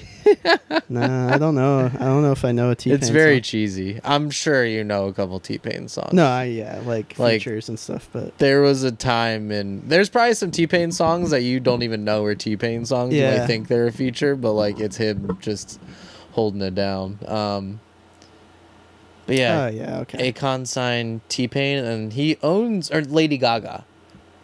So it's like he's fucking just rolling in money from that shit. Do you know Lady Gaga's in The Sopranos as a little kid? Oh, an extra? In the scene where... Yeah, the pool. Yeah, that's right. And then so is the guy who plays Hamilton, that big actor, you know? Yeah, I forget his name. I forget his name too. Lin-Manuel Miranda. He plays when Paulie Walnuts and Tony pull up. They're like going to do something, and they pull up to this rural motel to get like steaks, and like they're having like a midlife crisis type thing together, and he's like a bellboy, like a bellhop who's outside the hotel, and they're like, hey, do you still serve steaks and like this whiskey and stuff? And he's like looks at him and then like keeps pushing the cart. It's like a really funny scene. But and then the dude fuck, I'm blanking on one of the other like friends of Meadow or AJ ended up being a huge actor. God damn it.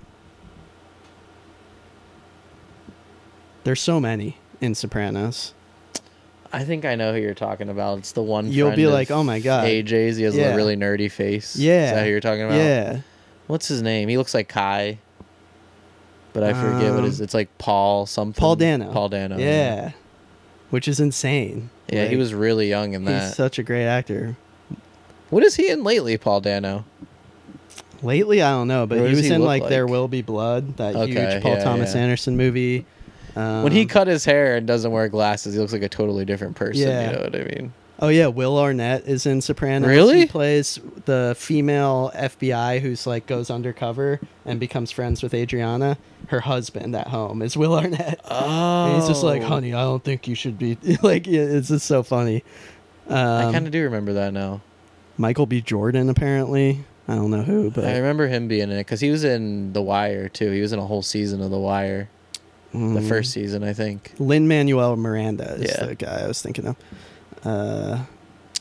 Still never seen Hamilton, never will. Yeah, I mean, unless I fall in love with a girl who desperately. What I do want to see, the only musical I want to see is The Book of Mormon.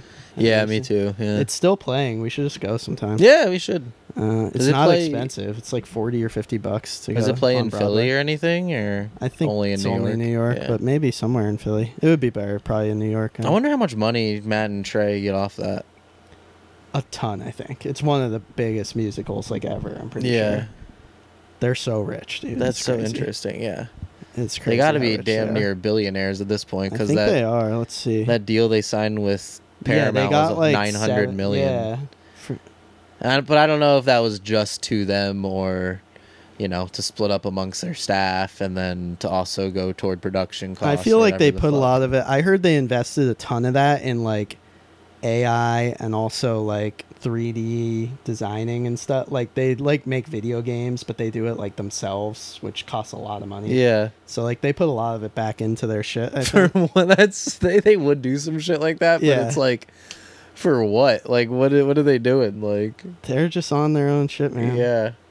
They're like halfway to billionaires. Yeah, here's a Business Insider article. How South Park creators Matt Stone and Trey Parker earned and spent $1 billion. Jesus Christ. So I guess they got that and then just... Yeah. That's so funny. They're like, oh, I gotta be. All right, let's... This guy's fucking gotta spend it. Like, I mean, it's probably also like, I can't imagine what the taxes are on that. Yeah. Like... They're not running like a business where they can be like, all right, now we're going to have this shell company to do this and that. It's like, you're just getting like a huge stack of cash for a creation you made. So it's like, and I'm sure they still retain ownership of it. It's not like Paramount owns South Park or whatever. But they're both working overtime right now, cooking up some Trump shit. Bro, I hope so. I can't wait to see. Is it? Or did I don't really. When's watch the last that. episodes came out? Yeah, I don't know. I don't keep up with it, but I saw a very funny clip a few months ago of an episode. I need to catch up. They're somehow still like I don't watch it regularly, but I've watched a few newer episodes, and I'm surprised like it's holding up. Like they're still doing it because they're funny guys. They like really and are, they've never really had to sacrifice what they say or what they want to do unless they've literally been able to do whatever they want. The only thing they've ever been censored on is Muhammad, showing Muhammad, and even then they were I remember seeing that Comedy Central sucks for making us do this. Fuck Comedy Central. Like, guys are just like we know, Jesus Christ, like. Yeah, that was insane. That was like 2006 or something. I remember watching that and just being like, what is going on? Like, why is this so offensive and crazy? But it was right around the same time that Charlie Hebdo stuff happened. Yeah. Or was that a different time? I forget. No, it was around that time, yeah. I had a very cool mom who let me watch South Park. I started watching it like 4th grade. That's cool. And it was amazing. We saw the movie in theaters when it came out. Damn. First movie. So good. My dad did buy me the movie on DVD in like 2001 or 2002. That was cool, but so I was in like 6th or 7th grade, but like that's like the perfect age for South Park, like 12, 13, like they're making a bunch of fart and dick jokes and then like but also being like if you're an adult and like you said, you had a cool mom who was like an artist and understood all this shit, it's like she kind of understands like the whole point of it and like how they learn a lesson at the end. She literally just thought it was funny though. That too, right? Yeah, it's a genuinely funny show. Like, I don't know. It's the same reason she let me listen to that. She bought me the Eminem CD because she's like, this Slim Shady song is funny. Like, she thought the music video was funny. So yeah, damn, that's awesome. What a cool mom. Yeah, my dad was the opposite. He would not let us watch that. He didn't even let us watch The Simpsons. Wow. But, my mom would. So yeah, that is one positive to having divorced parents is they kind of play with each other to get you to like them more. But also, yeah, I don't know. Like if and when I have kids, like it's hard to say whether you'll let them do certain things. You know what I mean? Like Seth and his wife, like their kids don't know what McDonald's tastes like, which is fucking awesome. You know what I mean? That's awesome. Especially because like we ate so much of that shit growing up. You know what I mean? Like, no, with that stuff, that's great. But it is so hard now because I imagine it's hard anyway. Like with just technology, like they can just find the weirdest shit on YouTube. Like kids eventually, even if you try to protect, they're gonna get a hold of their friend's iPad or whatever. Like, super fucking young.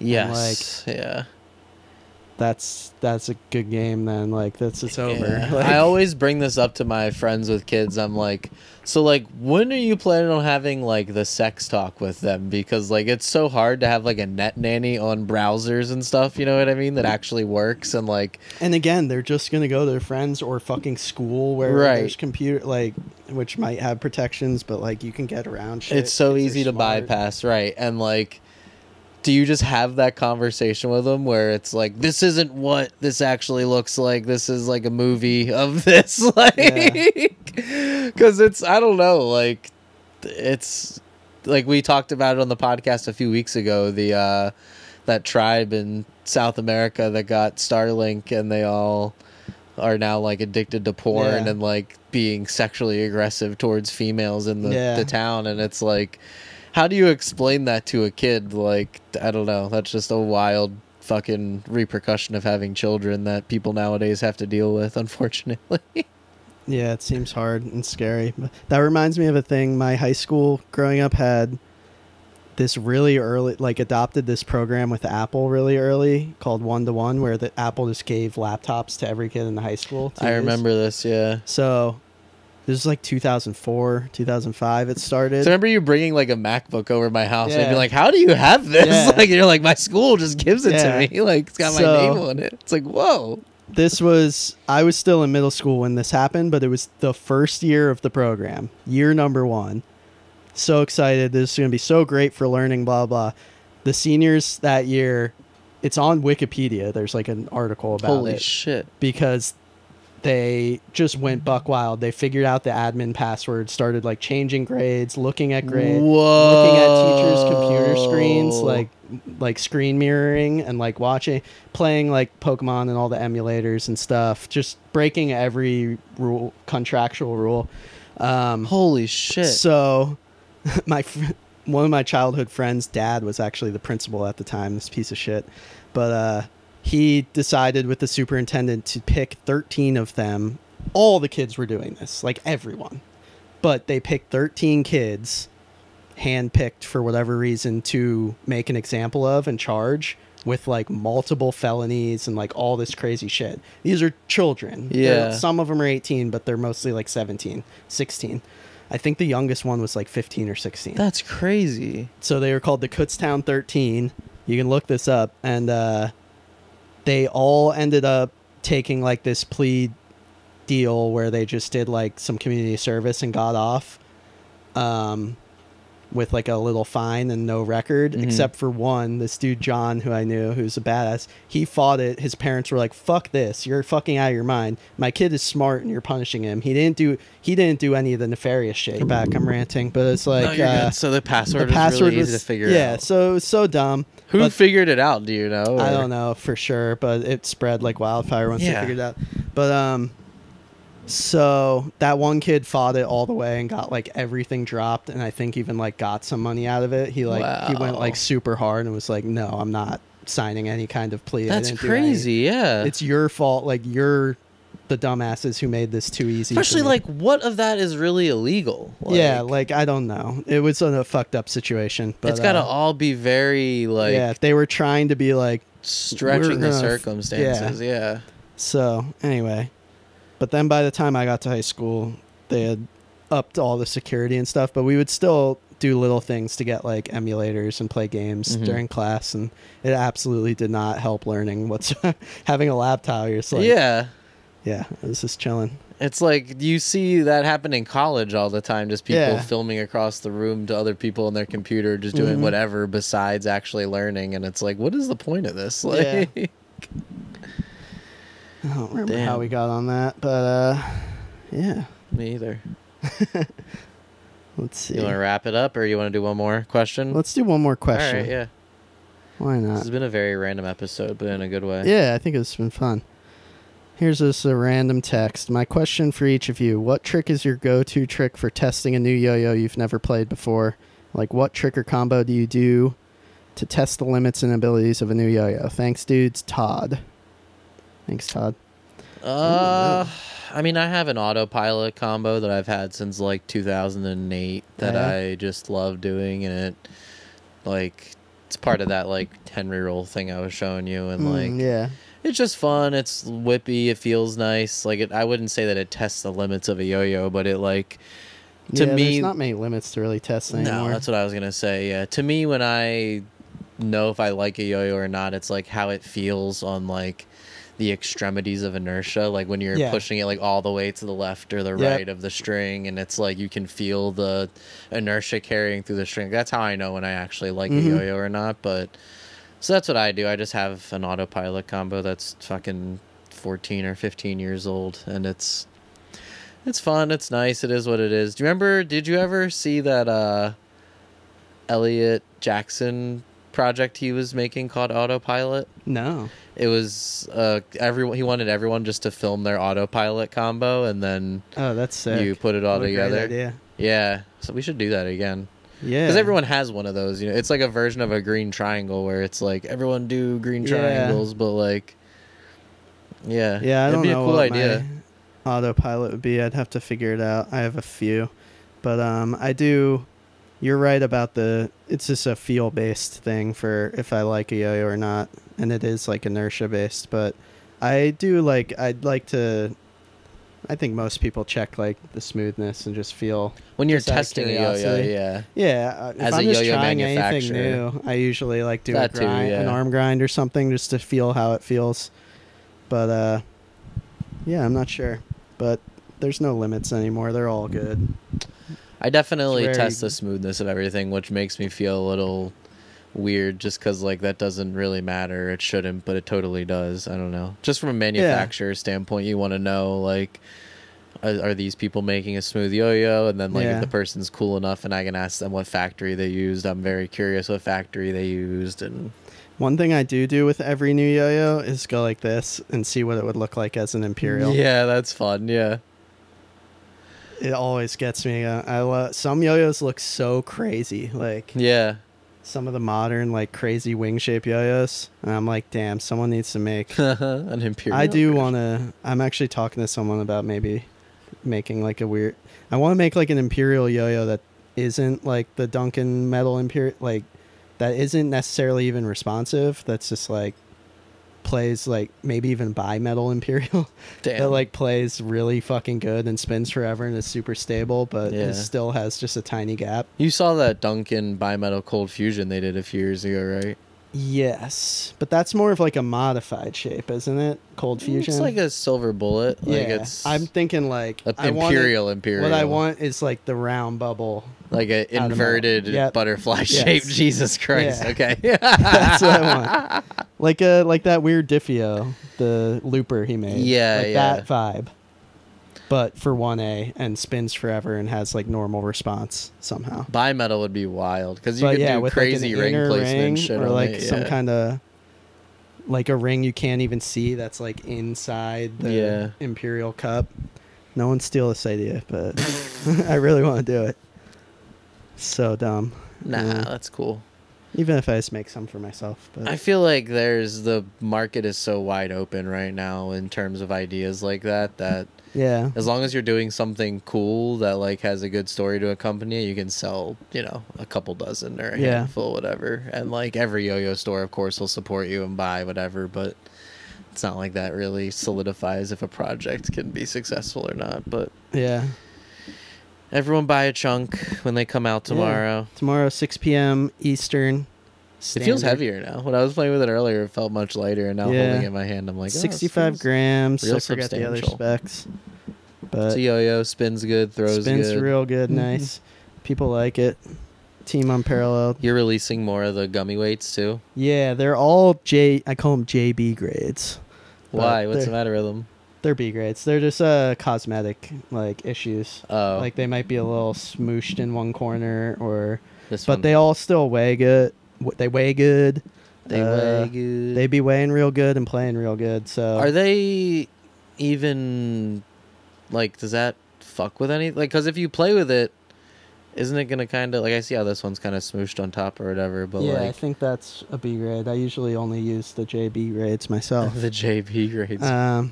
Isn't it gonna get like kind of fucked up anyway when you play with it? So yeah, like, probably. Especially the pros. I mean, those are pretty durable. It's not like a yo-yo, you know. Like a counterweight is for sure going to get fucked up. Yeah, so it's cheaper. It plays the same. I just sold all the A grades at Nationals, so all I have left is B grades. But those are going up too. The orange is super sick. That's my favorite. But I showed you the ones he's making for Worlds are crazy. Yeah. So crazy. Like, I just told him I didn't give him any colors this time. I'm like, do whatever you want.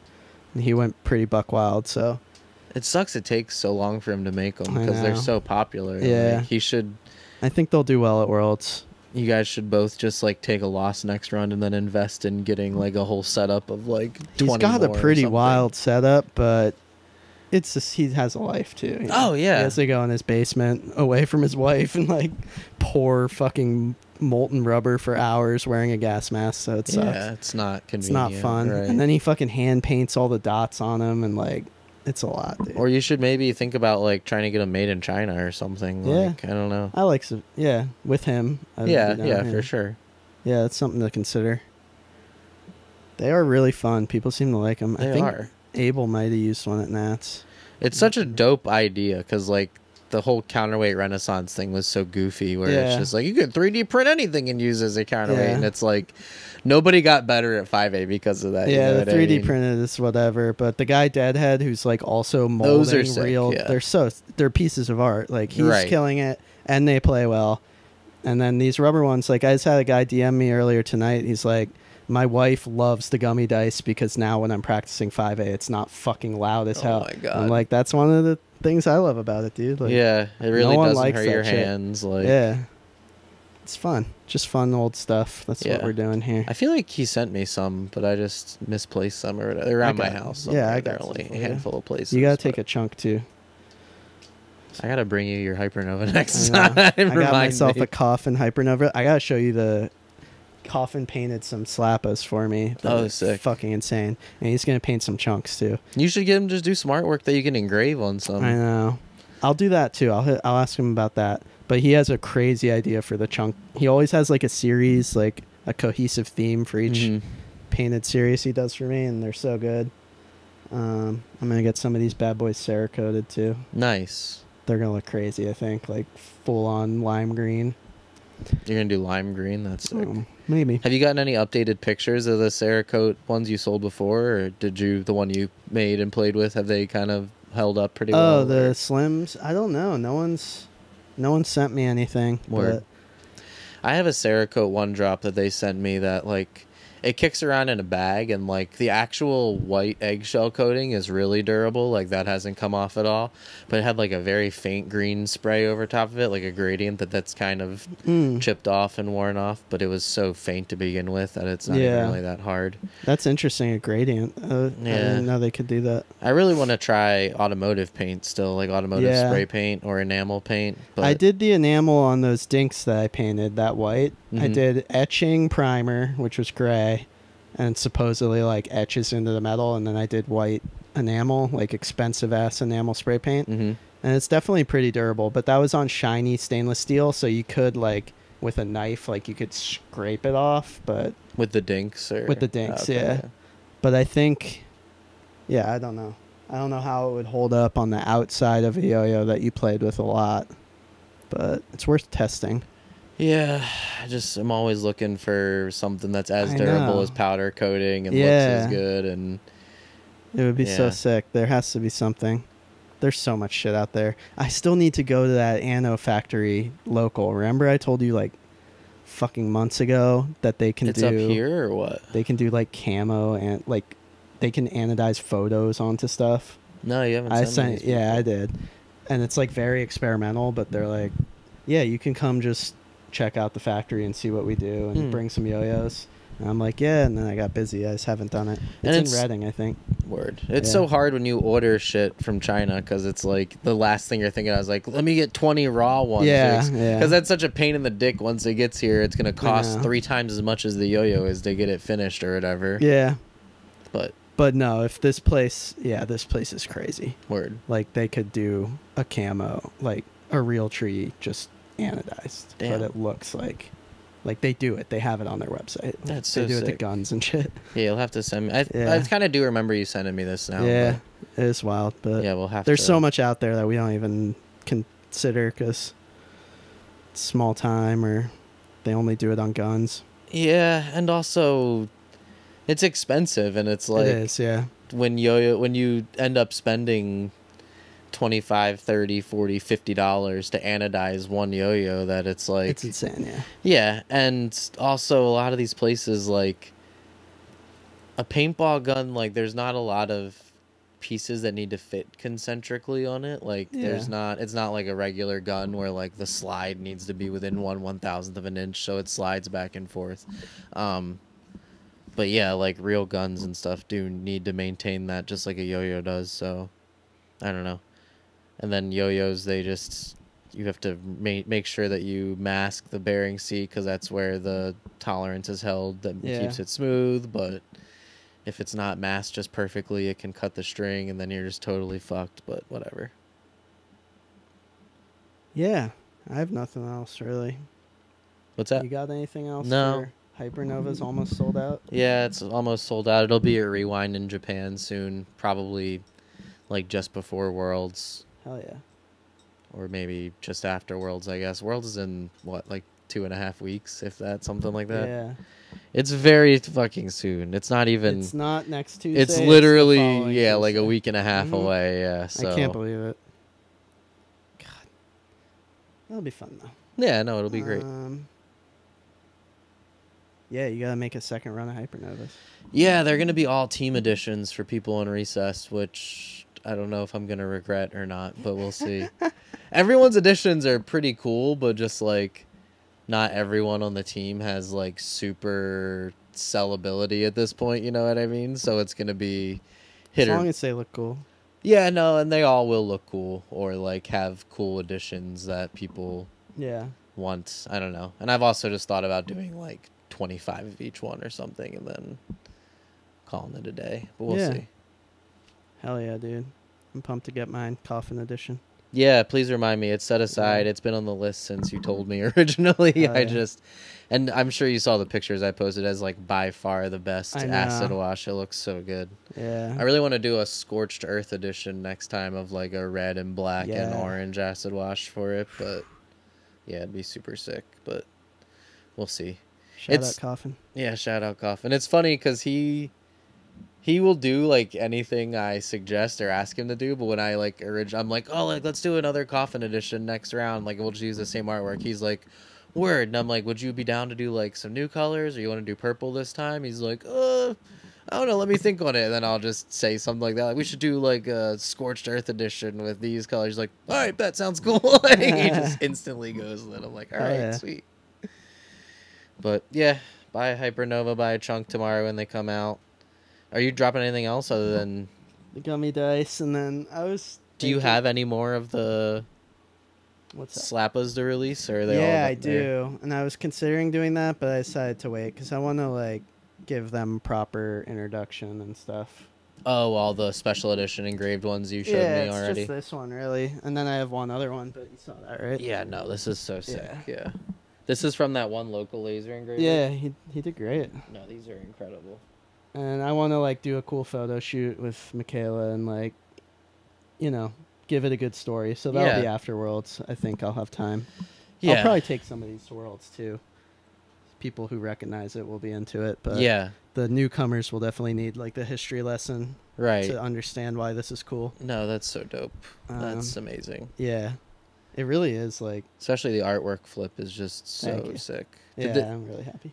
Did he unscrew it a little bit, the laser engraver or something? No, I must have not screwed it all the way because I had to swap them. I had him do solid blacks. Yeah. And then, okay. Yeah, it makes it a little bit easier for them. It was scary because I gave him a bunch of black and a bunch of blue, and I just dropped it off with no paperwork. I was just like, hey, man, black gets this one, blue gets this one. And he's like, all right. And then I was like, just send me a photo first so I can see how it looks. And then he never did. He's like, they're all done. I'm like, I wonder if he remembered, like, because he didn't write anything down. Yeah. But he got it. I was so scared I was going to walk in and they'd be wrong. That's why like, you need to include a rider sheet with these things just so they know. I wasn't thinking that week, but he did it right. So. Awesome. Thank God. Thank God he did it right. Yeah, so just chunks for now. Gummy dice. Worlds. We'll see you at Worlds. I'll have stuff. Yeah, if you want something from Jake at Worlds, hit him up in advance. Yeah. He'll bring it to you. Yeah, that goes for chunks tomorrow too. If you, well, I don't know if I want to put that out there actually. That could what do you mean? If like I don't want to end up with like 30 people like, yeah, refund my shipping and bring it to World, because I'm already having to pack so much shit for Worlds that I don't know if I want to have to hand deliver 30 chunks also. No, I don't blame you. But you know, if there's extenuating circumstances, I can work with you. But yeah, don't be lazy about it. It's $6 for shipping. Yeah, it's not much. And they should. They come out tomorrow. They'll get there. Yeah, they'll get there for sure. For sure. Cool. All right. Fun episode. Thanks, guys. Awesome. Very random, but very fun. Yeah. See ya.